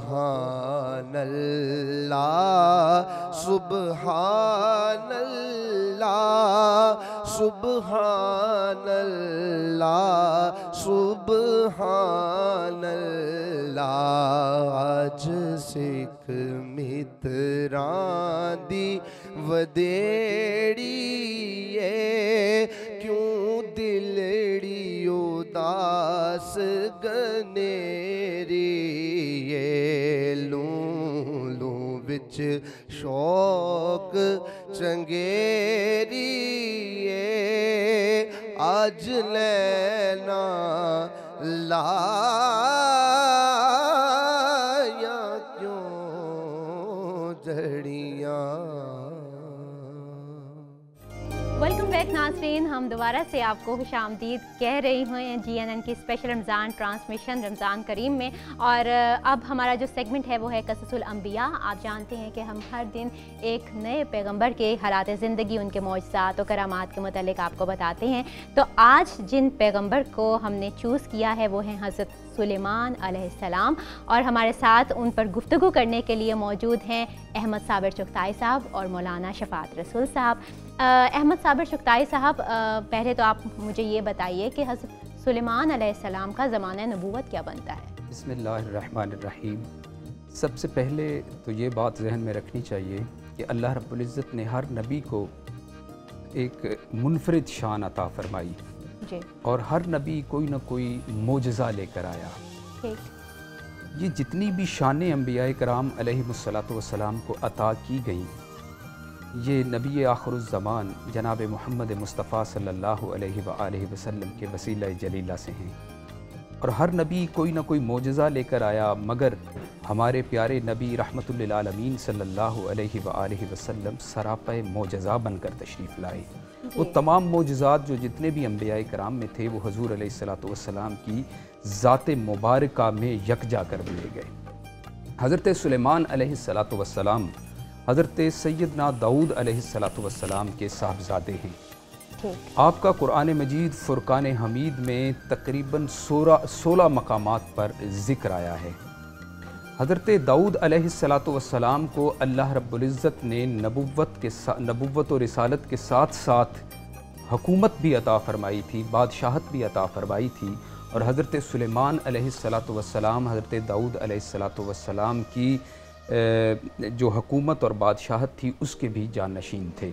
आपको अल्लाह रब्बुल इज़्ज़त ने ना सिर्फ नबुव्वत अता फ़रमाई बल्कि इसके साथ जो बादशाहत और हुकूमत अता फ़रमाई वो भी एक इनफरादी हैसियत है उसकी, कि बाकी लोगों की जो हुकूमतें होती हैं वो इंसानों पर सिर्फ हुकूमतें होती हैं, मगर हज़रत सुलेमान अलैहिस्सलातु वस्सलाम की जो हुकूमत थी वो ना सिर्फ इंसानों पर थी बल्कि जिन्नात भी आपके ताबे थे। अच्छा। हवा भी आपके लिए मुसख्खर कर दी गई थी, जानवर और परिंदे भी आपके ताबे थे, उन पर भी आपकी हुकूमत, यानी वो उनकी ज़ुबान भी जानते थे, उनकी ज़ुबानें भी जानते थे। और उनकी ज़ुबान जानने के हवाले से कुरान मजीद फ़ुरक़ान हमीद में सूरह नमल में ये वाक़या मौजूद है कि मैदान नमल में जब हज़रत सुलेमान अलैहिस्सलातु वस्सलाम तशरीफ़ ले गए अपने लश्कर के साथ, तो वहाँ पर जो चूंटियाँ थीं, चूंटियों के सरदार ने कहा कि सुलेमान अलैहिस्सलातु वस्सलाम का लश्कर आ रहा है, कहीं उनके पाँव के तले रौंदे ना जाओ, अपनी बैलों में घुस जाओ। तो सुलेमान अलैहिस्सलातु वस्सलाम ने चूंटी के सरदार की उस आवाज़ को भी समात कर लिया और उस पर मुस्कुरा दिए। ये आलम है हज़रत सुलेमान अलैहिस्सलातु वस्सलाम का। और यहाँ से अंदाज़ा लगाइए कि इमामुल अंबिया की समात का क्या आलम होगा, जो सारे नबियों के सरदार हैं। बहुत प्यारी बात आपने की। मौलाना साहब, हज़रत सुलेमान अलैहिस्सलाम को फ़ैसला करने में भी मलका हासिल था, इस पर ज़रा रोशनी डालिएगा। रब्बुल आलमीन ने आपको बहुत सारे मुश्किल मामलात में बड़ी आसानी के साथ उनको हल करने का मलका अता फरमाया था। अच्छा। जिसको कुरान पाक में मुख्तलिफ़ अल्फाज से ताबीर किया गया, जिसको आप फ़ैसला कह रही हैं, फ़स्ल खिताब भी कहा कुरान पाक में। ठीक है। उसका आप देखिए, अंदाज़ा इस बात से लगाइए कि आप अपने दरबार में बैठे हुए हैं तो उस दरबार में सिर्फ इंसान ही वज़ीर और मुशीर नहीं होते थे, बल्कि चरिंद और परिंद भी होते थे। उनमें एक परिंदे का जिक्र कुरान में हुदहुद के नाम से है। हाँ जी। तो हज़रत सुलेमान सलाम ने फरमाया कि तुम सब हो, हुदहुद नहीं है। ठीक। तो उन्होंने कहा जी हुदहुद का नहीं पता कहाँ पर है। तो आपने फरमाया उसको इस गैब होने पर मैं सख्त सज़ा दूंगा अगर उसने कुछ जस्टिफिकेशन न की अपने गैर हाजिर होने की। ठीक। तो थोड़ी देर के बाद हुदहुद अच्छा, ये बाकायदा हाजिरी लगती थी उनके दरबार में? बाकायदा मतलब कैबिनेट का मीटिंग होती थी। अच्छा। उसमें सारे वज़ीर और सफ़ीर और मुशीर और सिपहसालारान बैठते थे। रियासत थी ना, रियासत को चलाने के लिए। अब मैं इस रियासत के वाले से मुझे ज़िमनन बात याद आ गई कि हज़रत सुलेमान अलैहिस्सलाम के पास उस वक्त जो सरमाया था आपके पास, वो 22,200 अरब डॉलर के बराबर आपके पास असासे थे आपके पास। अच्छा। इतनी बड़ी रियासत थी, माशी तौर पर इतनी मजबूत थी, दिफाई तौर पर इतनी मजबूत थी और इक्तिसादी तौर पर इतनी मजबूत थी, इल्मी तौर पर बड़ी मजबूत अच्छा, थी। दिफाई लिहाज से जब आप बात करें तो मेरे ख्याल में उनके मुकाबले पे तो उस दौर में कोई भी हुक्मरान नहीं होगा। नहीं थे। मैंने दिफाई के लिए इसलिए बोला और उस वाक़े को मैं ला रहा हूँ ना। अच्छा। तो थोड़ी देर के बाद हुदहुद आ गए। फरमाया तुम कहाँ थे? उसने कहा कि मैं ऐसे घूमते फिरते जो है ना वो निकल गया दूसरे यमन की तरफ उस इलाकों में। तो वहाँ मैंने देखा कि एक रियासत है, उस रियासत में एक मलका है, औरत है, और वो सूरज की परस्तिश करती है और सजदे करवाती है। अच्छा, करवाती है? सजदे करवाती है अपने आप को। तो आपने उसे अच्छा अपने आप को सजदे करवाती है? सूरज को भी? अच्छा, सूरज को भी। ये एहतरामन वो बादशाह को सजदे करते थे। ठीक। तो आपने एक ख़त लिखा और उसमें लिखा कि बिस्मिल्लाहिर्रहमानिर्रहीम, कि इन्नहु मिन सुलैमान इन्नहु बिस्मिल्लाहिर्रहमानिर्रहीम, कि ये सुलेमान सलाम की तरफ से, और या तो तू मुती हो के आ जा, ठीक है, या फिर तैयार हो जा, जंग के लिए तैयार हो जाओ। ठीक है। तो वो हुदहुद परिंदा उसको उठा के ले गया और उसके दरबार लगा हुआ था, तो वहाँ उसने वो रुक्का फेंक दिया। ठीक। मिनटों सेकंडों में उसने सफ़र किया। अब वो पढ़ा उसने, तो पढ़ने के बाद वो थोड़ी सी घबरा गई, क्यों हज़रत सल्लल्लाहु अलैहि वसल्लम की ताकत से वो बाखबर थी। अच्छा। उसने अपने सफ़ीर और मुशीर भेजे बड़े हदिये के साथ, तोहफे के साथ। तो सल्लल्लाहु अलैहि वसल्लम ने हदिये और तोहफे वापस कर दिए और फरमाया उसे कहो कि बुत परस्ती छोड़कर और यहाँ आकर या मुती हो जाए या फिर जंग के लिए तैयार हो जाए। अच्छा, तोहफे और ये तोहफे तोहफे भेजने का मकसद यही था कि मैं जंग नहीं चाहती, लेकिन आगे से कोई वैसे जवाब नहीं था कि भाई मैं आपके दीन को कबूल भी नहीं करती। नहीं किया उसने, आपने वापस कर दिए। इसका मतलब ये था कि क्योंकि तुम शिरक और बुत परस्ती में मुब्तला हो और सजदे ताज़ीमी करवाती हो, लिहाजा तुम्हारे साथ हमारी कोई आगे बात नहीं चल सकती, इसलिए हम तुम्हारे तोहफे भी नहीं वापस कर दिए। अब जो वापस हुए तो उसने फिर तैयारी की कि मैं खुद जाती हूँ, क्योंकि मुझे बुलाया है उन्होंने, अल्लाह तालू अलैया वातूनी मुस्लिमीन, मुसलमान होके आ जा। अब उसने तैयारी की तो सुलेमान सलाम ने सवाल किया कि कोई है कि मलका सबा जो है, मलका सबा बिल्किस उसका नाम था, उसका कोई तख्त लिया जिस पर वो बैठती है। अच्छा, उस मलका का नाम बिल्किस था और वो जगह सबा का नाम, मुल्क सबा की वो, हाँ जी, तो एक फरमाया कि मैं उसको दिखाना चाहता हूँ कि जब वो यहाँ आए अपना तख्त यहाँ देखे तो उसको हैरत होगी। तो एक जिन खड़ा हो, उसने कहा जी मैं ले आता हूँ। फरमाया कितने देर में? उसने कहा कि कबल अन तकूम अमी मकामिक, ये आपका इजलास बर्खास्त होने से पहले पहले मैं ले आऊँगा। और फ़ुक़हा लिखते, उलमा लिखते हैं, मुफस्सिरीन, कि 3 माह जाने का सफ़र था, 3 माह आने का सफ़र था, घोड़े और ऊँट पर। और फिर वो जो तख्त था वो 7 तालों के अंदर था, उसका 7 तालों के अंदर था। अच्छा। वो बड़ा कीमती, उसके हीरो जवाहिर बहुत उसको चीज़ें थी उसके साथ। अच्छा, यानी कि जो मुल्क सबा था वो भी फाइनेंशियली काफ़ी स्ट्रॉन्ग था, मजबूत था, काफ़ी मजबूत था, ताकतवर लोग थे। तो उसने कहा, जिन ने कहा कि मैं ले आता हूँ, ये इजलास बर्खास्त होने से पहले चंद घंटों में मतलब है। आप खामोश हो गए। फिर आपने पूछा कि कौन लाएगा, तो कुरान कहता है काल अल्लज़ी इंदहु इल्मुम मिनल किताब अना आतीका बिही क़ब्ल अन यर्तद्दा इलैका तर्फ़ुक। एक इल्म वाला इंसान खड़ा हुआ जिसके बाद अल्लाह की किताब का इल्म था। उसने कहा जनाब मैं लेकर आता हूँ। अब साइंस और टेक्नोलॉजी देखिए, उस ज़माने में साइंस और टेक्नोलॉजी इसको कह लें या उस अल्लाह के दीन के आलिम की करामत कह लें, और उस जिन की बात सुन लें कि 3 माह जाने 3 माह आने का सफ़र 6 माह का, सो कहते चंद घंटों में। वो कहते हैं जी आँख झपके मैं ले आता हूँ तख्त। तो हज़रत सल्लल्लाहु अलैहि वसल्लम फरमाया ठीक है तुम ले आओ। बस उन्होंने आँख झपकी और तख्त वहाँ पड़ा था। ये एक इंसान, एक काल अल्लज़ी इंदहु इल्मुम मिनल किताब, एक वो शख्स जिसके पास अल्लाह की किताब का इल्म था। तो ये जिन था या इंसान? ये इंसान था। इसका नाम, इनका नाम था आसिफ बिन बरखिया। अच्छा, वो जिन था। अच्छा, जिसने पहले जिसने कहा था कि मैं चंद घंटों में, हाँ जी, और इस इंसान ने कहा कि मैं चंद लम्हों में। ठीक, वो चंद लम्हों में वो तख्त ले आया। अब हज़रत सुलेमान फरमाया इसको थोड़ा सा तब्दील कर दो। अच्छा, इसका मतलब है कि उस दौर में भी जो साइंस और टेक्नोलॉजी इतने अरूज पर थी, इतने उरूज पर, आप देखिए ना। अब अगर आप इसको दुनियावी और इल्म हिसाब से देखें तो हम तो साइंस और टेक्नोलॉजी की तरफ लेके जाएंगे, और अगर रूहानी एतबार से इसको देखें तो हम इसे मौजज़ा और करामत कहेंगे। बेशक। तो मौजज़ा और करामत में वो चीज़ें मुमकिन होती है जो एक आम बंदे के लिए नहीं होती। सुलेमान सलाम नबी थे, उनका मौजज़ा, और वो जो शख्स लाने वाला था वो आलिम दीन था, गैर नबी था, उसकी करामत होगी। अब फरमाया कि तख्त आगे मैं इसको थोड़ा सा तब्दील कर दो, इससे पहले कि मलका सबा यहाँ पहुँचे। ठीक, थोड़ा सा तख्त तब्दील कर दिया। जब वो आई तो उसने देखा तो हैरान रहेगी। उसने कहा तख्त तो मेरा ही है, लेकिन बड़ी परेशान हुई कि इतना सफ़र जाने का, इतना आने का, और 7 तालों के अंदर से इसको उठा के लाया गया। तो हज़रत सुलेमान अलैहिस्सलाम के इस मोजज़े को देख के, जो दर हकीकत करामत थी उनकी उम्मती की, उनकी उम्मत के वली की ये करामत थी, उसको देख के मलका सबा बिल्किस जो है उसने कलमा पढ़ा और मुसलमान हो गए। अच्छा अहमद साबिर साहब, इसके बाद क्या हुआ? जी, थोड़ा सा मैं इस बात को बढ़ाऊँगा कि हज़रत सुलेमान अलैहिस्सलातु वस्सलाम अल्लाह के नबी हैं। वो चाहते तो ख़ुद भी उस तख्त को हाजिर कर सकते थे, मंगवा सकते थे। उन्होंने ये क्यों कहा कि कोई ऐसा है मेरे दरबार में जो मलका बिल्किस के तख्त को लाएगा? हाँ जी। असल में ये बताना था कि उन जो अहले किताब आलिम हैं, जो वली थे उस वक्त के, जो हज़रत सुलेमान अलैहिस्सलातु वस्सलाम के उम्मती थे, उनकी ताकत का ये आलम था कि उन्होंने कहा मैं आँख झपकने से पहले उसको हाजिर कर दूंगा। तो जबकि एक जिन जो है वो कासिर आ गया, उसने कहा कि मैं आपकी कचहरी के बर्खास्त होने तक ला सकता हूँ।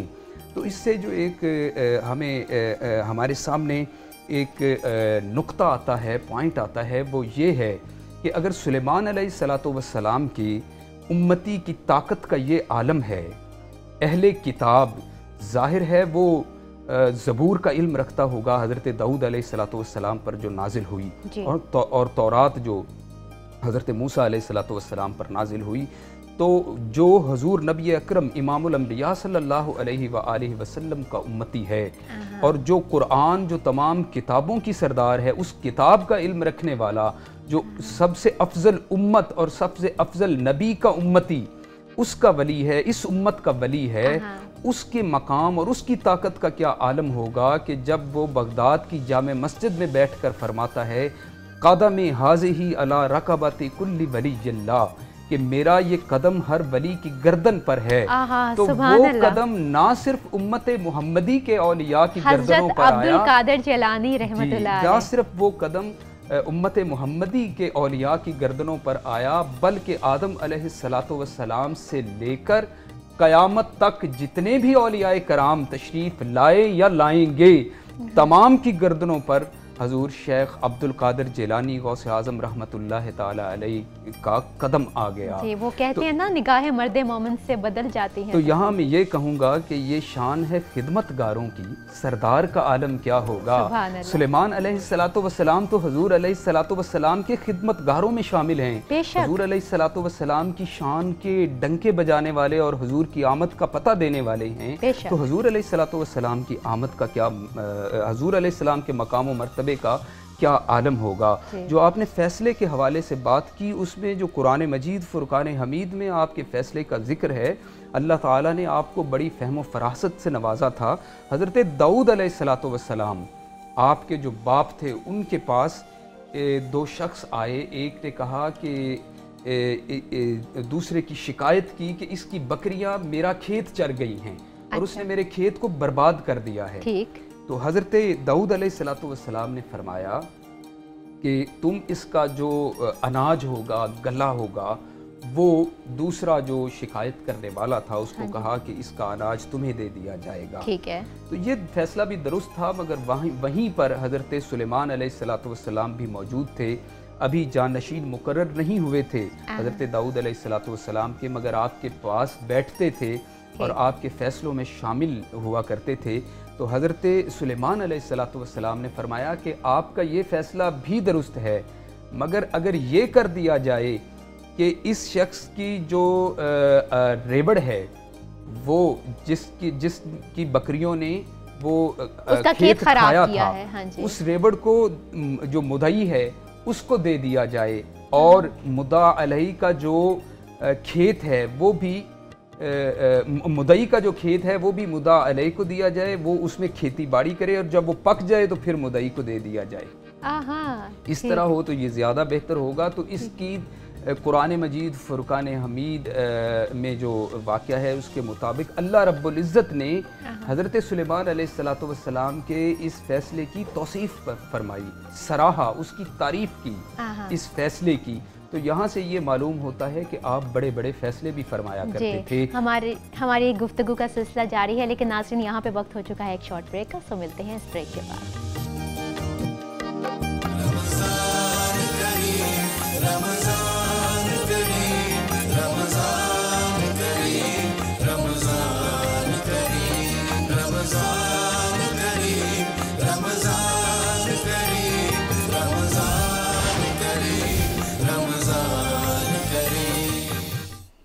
नहमदुहु व नुसल्ली अला रसूलिहिल करीम, अम्मा बाद फ़ाऊज़ु बिल्लाहि मिनश शैतानिर रजीम, बिस्मिल्लाहिर रहमानिर रहीम।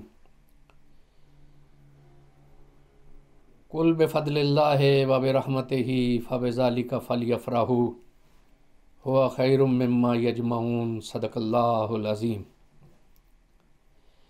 नाज़रीन मोहतरम, ईद सईद का दिन मसरत का दिन है, शादमानी का दिन है, अल्लाह रब्बुल इज़्ज़त के फ़ज़ल और रहमत का दिन है। और जब अल्लाह रब्बुल इज़्ज़त का फ़ज़ल हो, उसकी रहमत शामिल हाल हो, तो फिर ख़ुद उस पाक परवरदिगार का हुक्म है कि ऐ मेरे महबूब, आप अपने उम्मतियों से फरमा दीजिए कि अल्लाह रब्बुल इज़्ज़त का फ़ज़ल हो, उसकी रहमत हो, तो इस पर खुशी और मुसर्रत का इजहार करो, और ये उससे बेहतर है जो तुम पसंदाज करके रख लोगे। नबी मोहतशम सल्लल्लाहु ताला अलैहि वसल्लम जब मदीना मुनव्वरा में तशरीफ़ लाए तो आपने एक दिन देखा कि मकामी लोग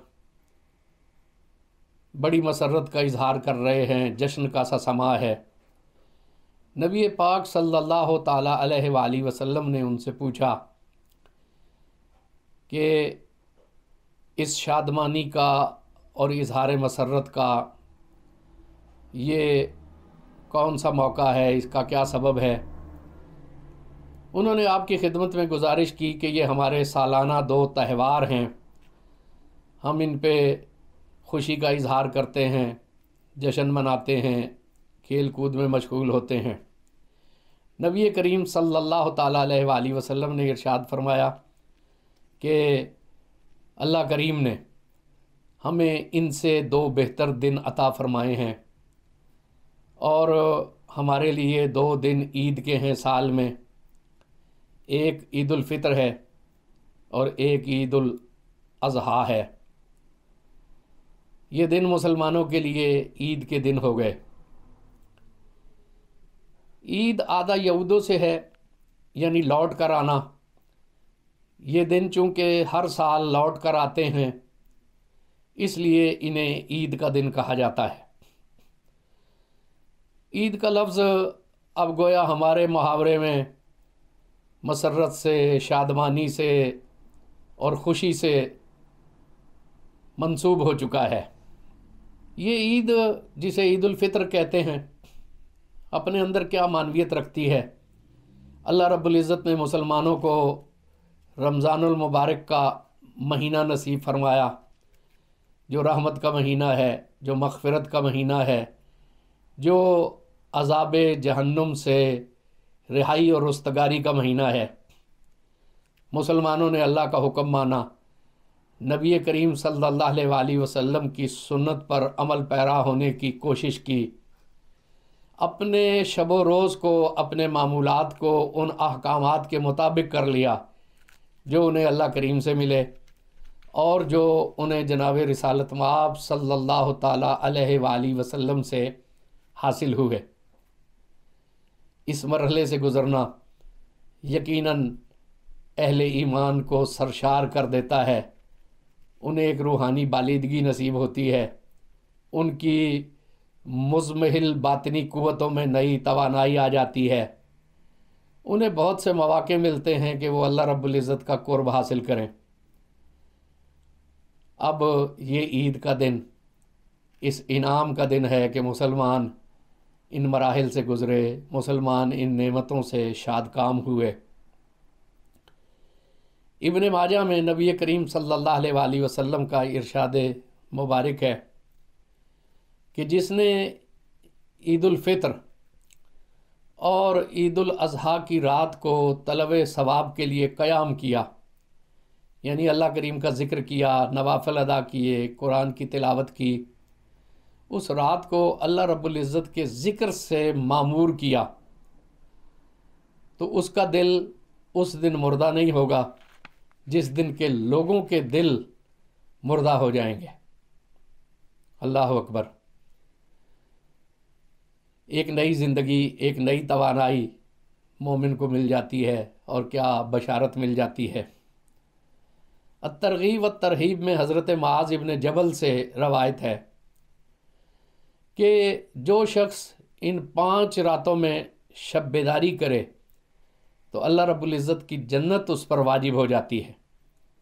वो 5 रातें कौन सी हैं? ज़ुल्हज के मुबारक महीने की 8वीं रात, 9वीं रात और 10वीं रात। ये 3 रातें तसलसल से हैं। फिर ईद उल फितर की रात और शाबान मुअज़्ज़म की 15वीं रात, जिसे हम शबे बारात की रात कहते हैं। इसे लैलतुल जायज़ा भी करार दिया गया। लैलतुल जायज़ा क्या है? इनाम पाने की रात है। ये रात ऐसी है जिसमें कि बंदा मोमिन को इनाम से खुर्संद किया जाता है, उसे अल्लाह रब्बुल इज़्ज़त की तरफ से इनामात अता फरमाए जाते हैं। हज़रत सैयदना अब्दुल्ला बिन अब्बास रज़ी अल्लाह ताला अन्हो की रवायत अत-तरगीब व तरहीब ही में दर्ज है कि ईद उल फितर की रात आती है तो इसे लैलतुल जायज़ा यानी इनाम की रात के नाम से पुकारा जाता है। ईद की सुबह फरिश्तों को भेजा जाता है, वो अल्लाह रब्बुल इज़्ज़त के फरिश्ते ज़मीन पर तशरीफ़ लाकर गलियों और गुज़रगाहों के किनारे पर खड़े हो जाते हैं और निदा देते हैं कि ऐ उम्मत मोहम्मदिया, उस रब्बे करीम की बारगाह की तरफ चलो जो बहुत ज़्यादा अता करने वाला है और बड़े से बड़े गुनाह को भी माफ़ करने वाला है। फिर अल्लाह करीम अपने बंदों से यूँ मुखातिब होते हैं, यानी पहले तो फरिश्ते निदा देते हैं, जब बंदे उन रास्तों पे गामजन हो जाते हैं, कशा कशा ईदगाह में जमा हो रहे हैं, तो अल्लाह करीम ख़ुद अपने करम से बंदों से खिताब फरमाता है और इरशाद होता है, ऐ मेरे बंदो मांगो क्या मांगते हो। अपनी इज़्ज़त व जलाल की कसम, आज के रोज़ अपने इस इज्तिमा में आखिरत के बारे में जो सवाल करोगे मैं उसे पूरा करूँगा, और जो कुछ तुम दुनिया के बारे में सवाल करोगे मैं उस पर एक नज़र डालूँगा, और जिसमें तुम्हारी बेहतरी होगी उसे कबूल कर लूँगा। ये भी अल्लाह की रहमत है। बंदे तो बसा औकात वो मांग लेते हैं जिसकी ज़रूरत नहीं होती, या जो नेमत आजमाइश बन जाती है, जिसके पर्दे में कोई मुसीबत होती है, लेकिन अल्लाह करीम इरशाद फरमाता है कि मैं ख़ुद नज़र करम फरमाऊँगा और तुम्हें वो चीज़ अता करूँगा जिसमें तुम्हारी बेहतरी होगी। और मेरी इज़्ज़त की कसम, जब तक तुम मेरा लिहाज रखोगे मैं भी तुम्हारी पर्दा पोशी फरमाता रहूँगा।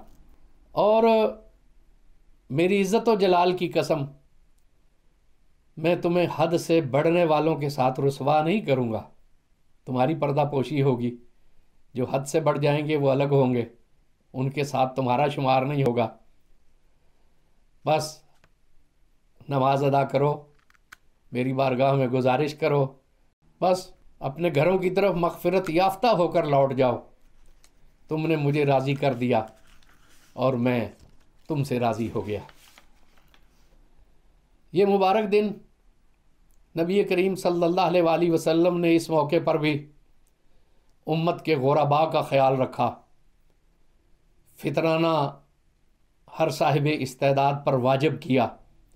सिर्फ़ उसी पर वाजिब नहीं किया जिनकी वो किफ़ालत करता है, जो बच्चे उसके घर में परवरिश पा रहे हैं, जो बल्कि अभी पैदा हुए हैं, उनका फितराना भी उस साहिब इस्तेदाद पे वाजिब है। और नबी करीम सल्लल्लाहु अलैहि वसल्लम ने फरमाया कि रोज़े ज़मीन व आसमान के दरमियान मुअल्लक़ रहते हैं। जब इंसान फितराना अदा कर देता है तो वो अल्लाह रब्बुल इज़्ज़त की बारगाह में बारियाब हो जाते हैं। ये फितराना क्या है? आप ही ने वजाहत फरमाई कि रोज़ों में कोई कमी कोताही हो जाती है, कुछ मुस्तहब्बात रह जाते हैं, कुछ चीज़ें तकमील पजीर नहीं होती, तो ये उन गलतियों का, छोटी मोटी कोताहियों का कफ़ारा हो जाते हैं और अल्लाह रब्बुल इज़्ज़त फिर उनसे सरफ़ नज़र फरमा लेता है, उनसे दरगुज़र फरमा लेता है और रोज़ों को उनके कमाल की सूरत में कबूल फरमा लेता है। ये इस्लाम है। हर मौका पर मिस्कीनों का, गरीबों का, अपने नादार भाइयों का ख्याल रखने की तलकीन करता है। और तलकीन ही नहीं सिर्फ करता, उसने एक ऐसा निज़ाम वज़ा कर दिया है कि साहिब इस्तेदाद लोगों के लिए ज़रूरी हो जाता है कि वो ज़कात अदा करें, वो उश्र निकालें, वो फितराना अदा करें, वो मुख्तलिफ़ अंदाज में कफ़ारा अदा करें, अपने नादार भाइयों की तरफ दस्ते ताउन बढ़ाएं। ये कुरान का निज़ाम है। इस रोज़े सईद में कुछ चीज़ें पसंद की गई हैं कि हजामत बनवाई जाए, गुस्ल किया जाए, मिसवाक की जाए, अच्छे कपड़े पहने जाएं, तौफीक हो तो नए कपड़े हों, वरना धुले हुए कपड़े भी हो जाएं तो कोई मुज़ायक़ा नहीं, साफ़ हों, खुशबू लगाई जाए और फिर अल्लाह रब्बुल इज़्ज़त का ज़िक्र करते हुए ईदगाह की तरफ बढ़ें। ईद उल फ़ितर से पहले इस मामूल को अच्छा समझा गया है कि कोई मीठी चीज़ चख कर ईदगाह की तरफ जाएं। ये भी एक शुक्राने का इजहार है। ईदगाह में जाने से पहले, नमाज ईद अदा करने से पहले कोई नफल वग़ैरह अदा ना किए जाएं। कोई मीठी चीज़ खा ली जाए, चंद खजूरें खा लें, 3, 5, 7, अगर वो मैसर ना हो तो कोई भी मीठी चीज़। लेकिन ईद के दिन कुछ खाया ज़रूर जाए। ईद के दिन रोज़े को हराम करार दिया है। ईद के दिन रोज़ा नहीं रखना। किसी का अगर मामूल भी है, किसी को ज़ुहद व तकवा का ख़याल भी है, तो ईद के दिन ममानियत है। ईदैन के दिन रोज़ा रखने की ममानियत करार दी गई है और रोज़ा रखने को अच्छा नहीं समझा गया। और जो अल्लाह का हुक्म है वही असल में इबादत है, वही असल में तकवा है। और ईदगाह की तरफ जाना, खुले मैदानों में ईद अदा करना, बड़ी मस्जिदों में ईद अदा करना, बेहतर तो है कि ईदगाह हो, लेकिन अब हर जगह पे मैदान नहीं होते। बहुत से खित्ता अर्ज़ ऐसे हैं जहाँ मुमकिन नहीं होता, तो मस्जिदों में भी एहतमाम हो सकता है। लेकिन बकसरत निकलना, मुसलमानों का निकलना, ये उम्मत के शिको का एक इजहार है, उसकी शान व शौकत का एक इजहार है। अगर मुमकिन हो तो अल्लाह का ज़िक्र करते हुए, तस्बीहात पढ़ते हुए, अल्लाह अकबर, ला इलाहा इल्लल्लाह, अल्लाह अकबर वलिल्लाहिल हम्द पढ़ते हुए ईद उल फितर के लिए जाते हुए कदरे आहिस्ता और ईद अज़हा के लिए जाते हुए कदरे ऊंची आवाज़ से ये ज़िक्र करते हुए जाएं। अगर पैदल जाएं तो ये एक शिको का इजहार है। लेकिन अगर ऐसे हालात ना हो तो फिर सवारी में भी जा सकते हैं, ये ममानियत नहीं है। और फिर उसके बाद नमाज ईद के बाद खुतबा सुनना, खुतबा देना सुन्नत है लेकिन उसका सुनना वाजिब है। उसके बाद मुसलमानों से मिलिए, मुसाफा कीजिए, खुश दिली का इजहार कीजिए। मुसलमानों के वजूद जब एक दूसरे को देखकर खुश होते हैं, वो एक दूसरे से मिलते हैं, ये बरकत का समा है। ये सीनों की बरकत दूसरों तक मुंतकिल होती है। और कोशिश करें कि ये सीने सिर्फ ज़ाहिर में ना मिलें बल्कि कीने से पाक भी हों और एक दूसरे की नफ़रत और बुग़्ज़ को तर्क कर दिया जाए।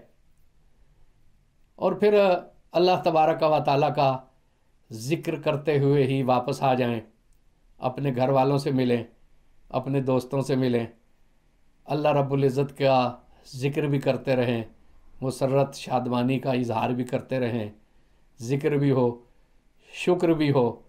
अल्लाह रब्बुल इज़्ज़त से मज़ीद खैर की तौफ़ीक मांगें।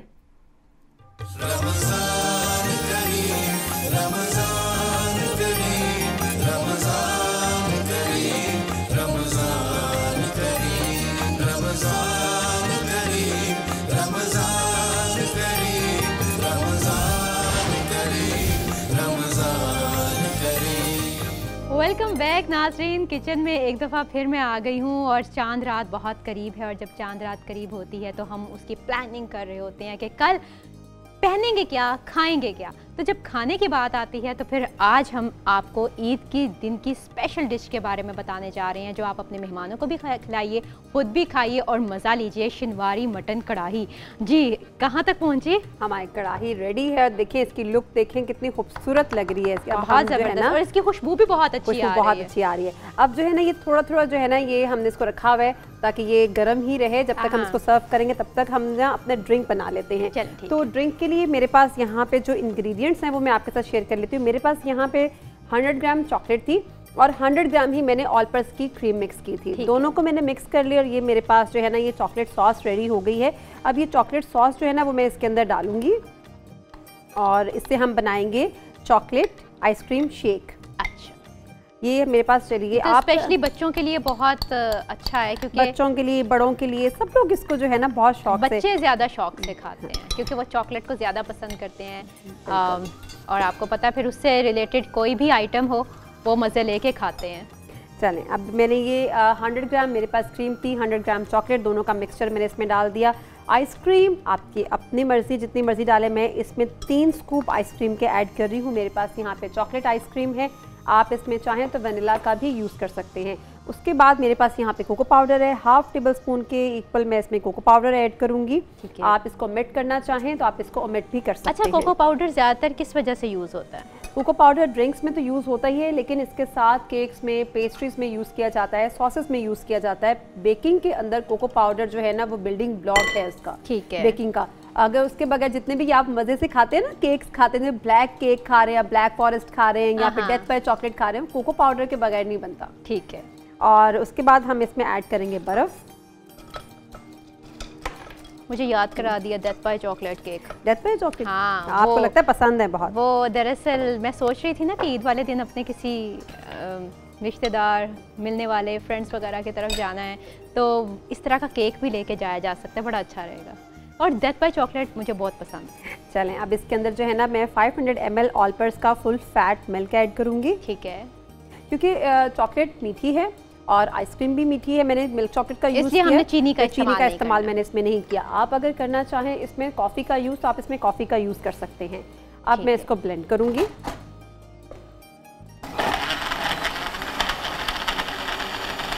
अच्छा, इसमें चॉकलेट का यूज़ अगर आप करें तो आपको इसको क्रीम डालना ज़रूरी है। अगर आप इसमें क्रीम नहीं डालेंगे तो चॉकलेट जो है ना वो जाके जम जाएगी, तो वो फिर अगर जम जाएगी तो वो आपके ग्लासेस में या मिल्क में उसका टेस्ट नहीं आएगा। ओके। अच्छा, आपने इसके गिलास के किनारों पे भी उससे अच्छा मैंने कोको पाउडर लगाया है इस पे। हाँ हाँ, ठीक है। ओके, हमारा शेक जो है वो बहुत ही चॉकलेट शेक रेडी है।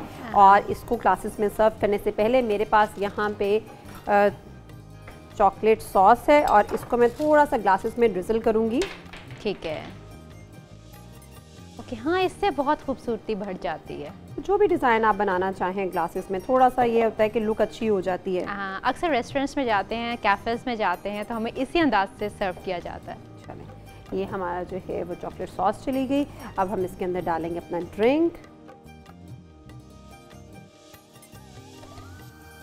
Chocolate ice cream shake. Chocolate ice cream shake, और ये हमारा रेडी है चॉकलेट आइसक्रीम शेक। और बहुत ज़बरदस्त, बहुत जल्दी बन भी गया, बहुत जल्दी, और आई होप बहुत मज़े का भी होगा। अफ्तारी का वक्त बहुत करीब है, तो हम इसको इंजॉय करेंगे। हम जो है ना अपनी कढ़ाई को सर्व करते हैं। मुझे अगर आप वो बॉल पकड़ा दें तो मैं कढ़ाई को सर्व करूं।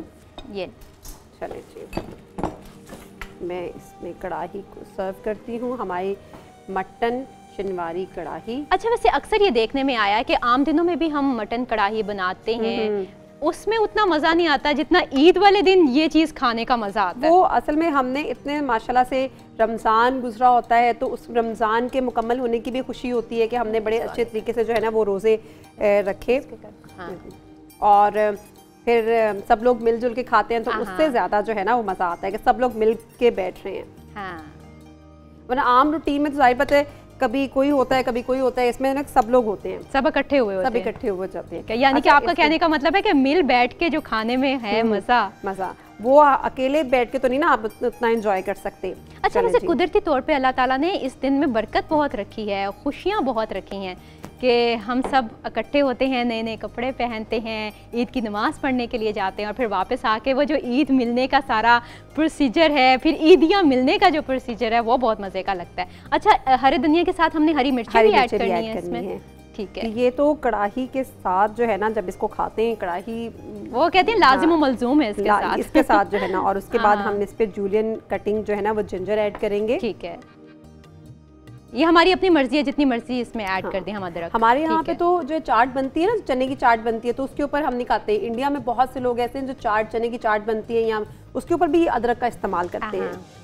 तो ये जो है ना ये तैयार हो गई है, मैं आपको टिश्यू देती हूँ थोड़ा। जी, ओके, मैं इसको ऐड कर, ठीक है। चलें जी, हमारे यहाँ पे 2 डिशेस रेडी हो गई हैं। हाँ जी, वहाँ पे आपके हैं। हाँ, ये ओके, ठीक है, ठीक है। अब जो है ना वो मेरे पास यहाँ पे, मैं यहाँ पे आ जाती हूँ। मुझे हलवा सर्व करना है, आप आ जाइए। आ जाए। अच्छा, मैंने हलवा बक्कू का हुआ, हलवा जो है ना, क्योंकि लास्ट टाइम में जो इंग्रेडिएंट्स मैंने आपके साथ शेयर किए थे इसमें टोटल 4 इंग्रेडिएंट्स थे और सूजी थी,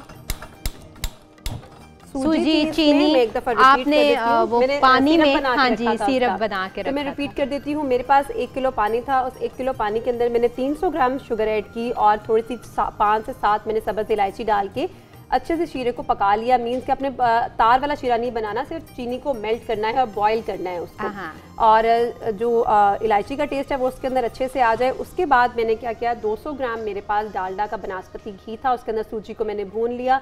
जब अच्छे से भून गई तो फिर मैंने उसके अंदर वो सिरप डाल दिया और थोड़ी देर पकाया तो हमारे पास एक बड़ा अच्छा सा हलवा तैयार हो गया। थोड़े से बादाम मैंने इसके अंदर डाले हैं और बस ये थोड़ा सा गर्म हो जाए तो हम इसको सर्व करते हैं।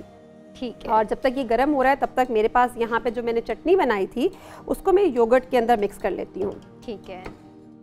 यहाँ पे मेरे पास अच्छा, कुछ चटनी ऐसी भी होती हैं जो अगर हम दही के साथ ऐड नहीं भी करते हैं तो तब भी खा सकते हैं, अच्छी लगती हैं। और इसमें जिंजर गार्लिक है, आप इसको प्रिजर्व करके भी रख सकते हैं। मीन्स कि 1 हफ्ता अगर आप इस चटनी को बना के फ्रिज में रखें तो ये खराब नहीं होगी। ठीक है। तो हमारे पास जो है ना ये योगर्ट के साथ चटनी रेडी है। आप इसको दोनों तरीके से खा सकते हैं। आप चाहें तो सिर्फ योगर्ट के साथ भी खा सकते हैं और सिर्फ अगर आपको वैसे खानी हो विदाउट योगर्ट तो आप वो भी खा सकते हैं। ओके जी, हलवा हो गया गरम।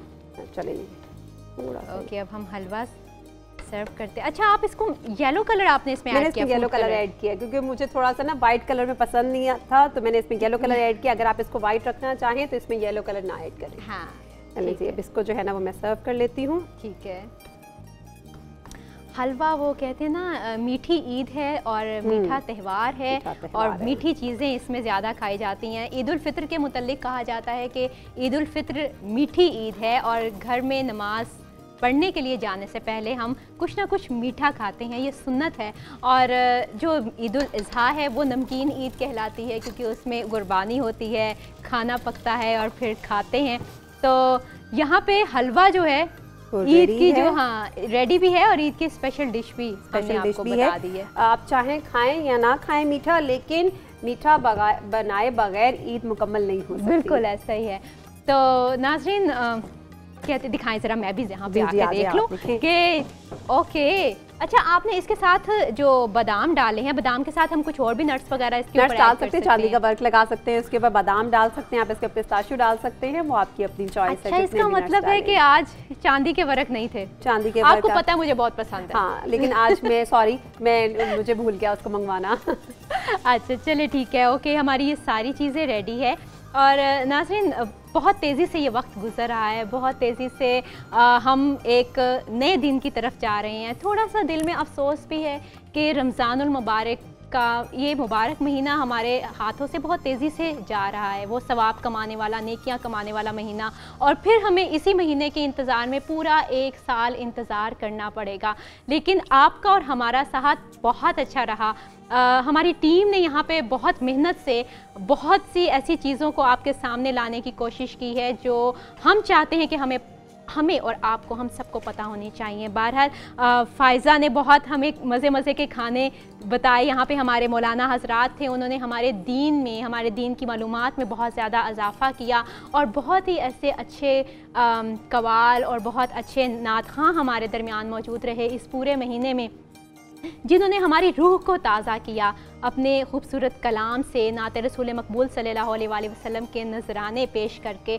और इन सब से बढ़कर ये कि हमें आपकी तरफ से बहुत ज़्यादा अप्रिसिएशन मिली, क्योंकि जब तक आपकी हौसला अफजाई नहीं होती हम किसी भी काम को आगे लेकर चल नहीं सकते हैं, हम अपने काम में बेहतरी ला नहीं सकते हैं। सो ये तमाम चीज़ें, ये एक तरह का टीम वर्क था।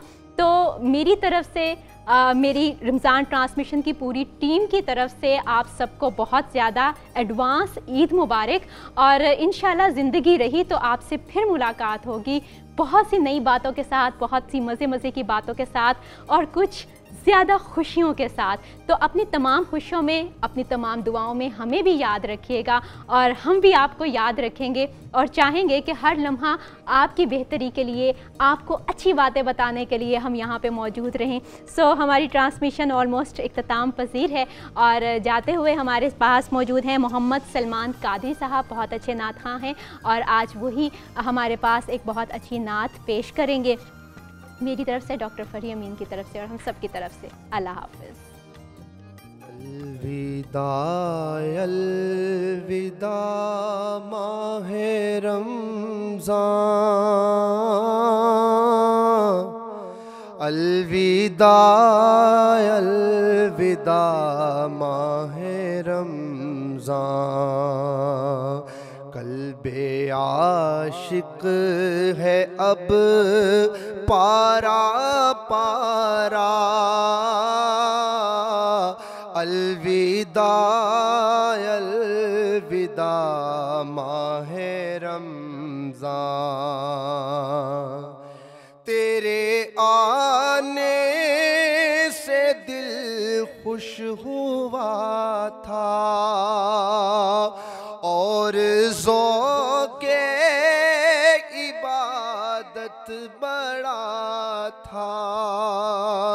तेरे आने से दिल खुश हुआ था और ज़ौक़े इबादत बड़ा था। आहा अब दिल पे है गम का ग़ल्बा, अलविदा अलविदा माहे रमज़ान, अलविदा अलविदा माहे रमज़ान, अलविदा अलविदा माहे रमज़ान। बज़्म-ए इफ़्तार सजती थी कैसी, खूब सहरी की रौनक भी होती। बज़्म-ए इफ़्तार सजती थी कैसी, खूब सहरी की रौनक भी होती। सब समा हो गया सुना सुना, अलविदा अलविदा माहे रमज़ान। तेरा गम सब को तड़पा रहा है, आतिशे शौक भड़का रहा है। फट रहा है तेरे गम में सीना, अलविदा अलविदा माहे रमज़ान। तेरे दीवाने अब रो रहे हैं, मुज़तरब सब के सब हो रहे हैं। तेरे दीवाने अब रो रहे हैं, मुज़तरब सब के सब हो रहे हैं। हाय अब वक्त रुखसत है आया, अलविदा अलविदा माहे रमज़ान। वास्ता तुझको प्यारे नबी का, हश्र में हमको मत भूल जाना। वास्ता तुझको प्यारे नबी का, हश्र में हमको मत भूल जाना। रोज़े महशर हमें बख्शवाना, अलविदा अलविदा माहे रमज़ान, अलविदा अलविदा माहे रमज़ान, अलविदा अलविदा माहे रमज़ान, कुछ ना हुस्ने अमल कर सके हम, कुछ ना हुस्ने अमल कर सका हूँ।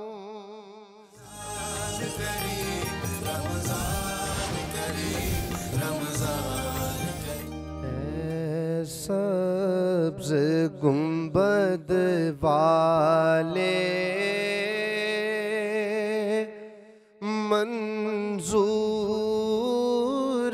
दुआ करना, ऐ सब्ज़ गुंबद वाले मंजूर दुआ करना, जब वक्त नज़ा आए आका दीदार अता करना, जब वक्त नज़ा आए आका दीदार अता करना। मैं कब्र अंधेरी में घबराऊंगा जब तन्हा,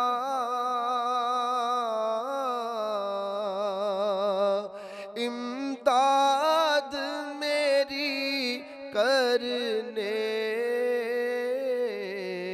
आ जाना रसूल अल्लाह। मैं कब्र अंधेरी में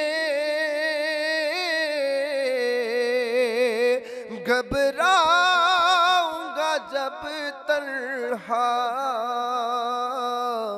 इमदाद मेरी करने आ जाना रसूल अल्लाह।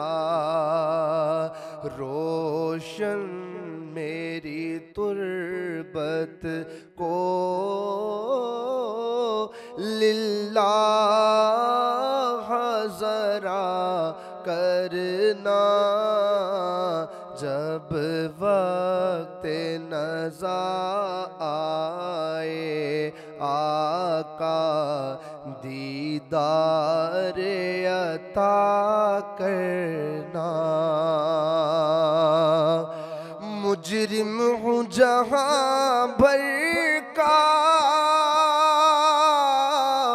महशर में बरम रखना,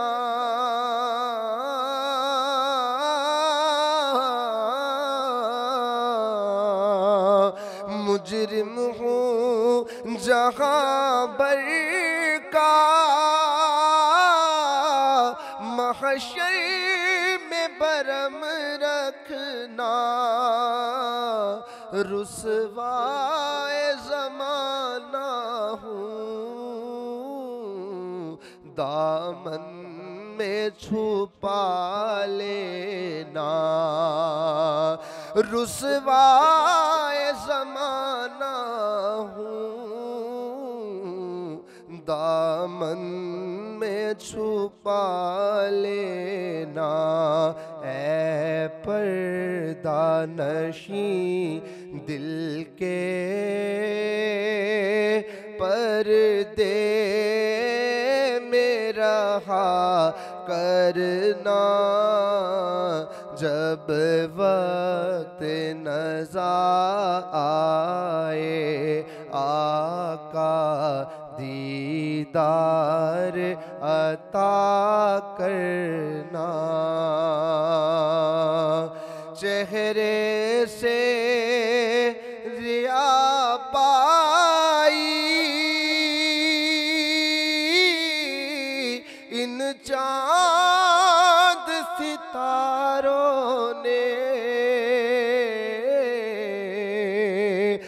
इस दर से शिफा पाई,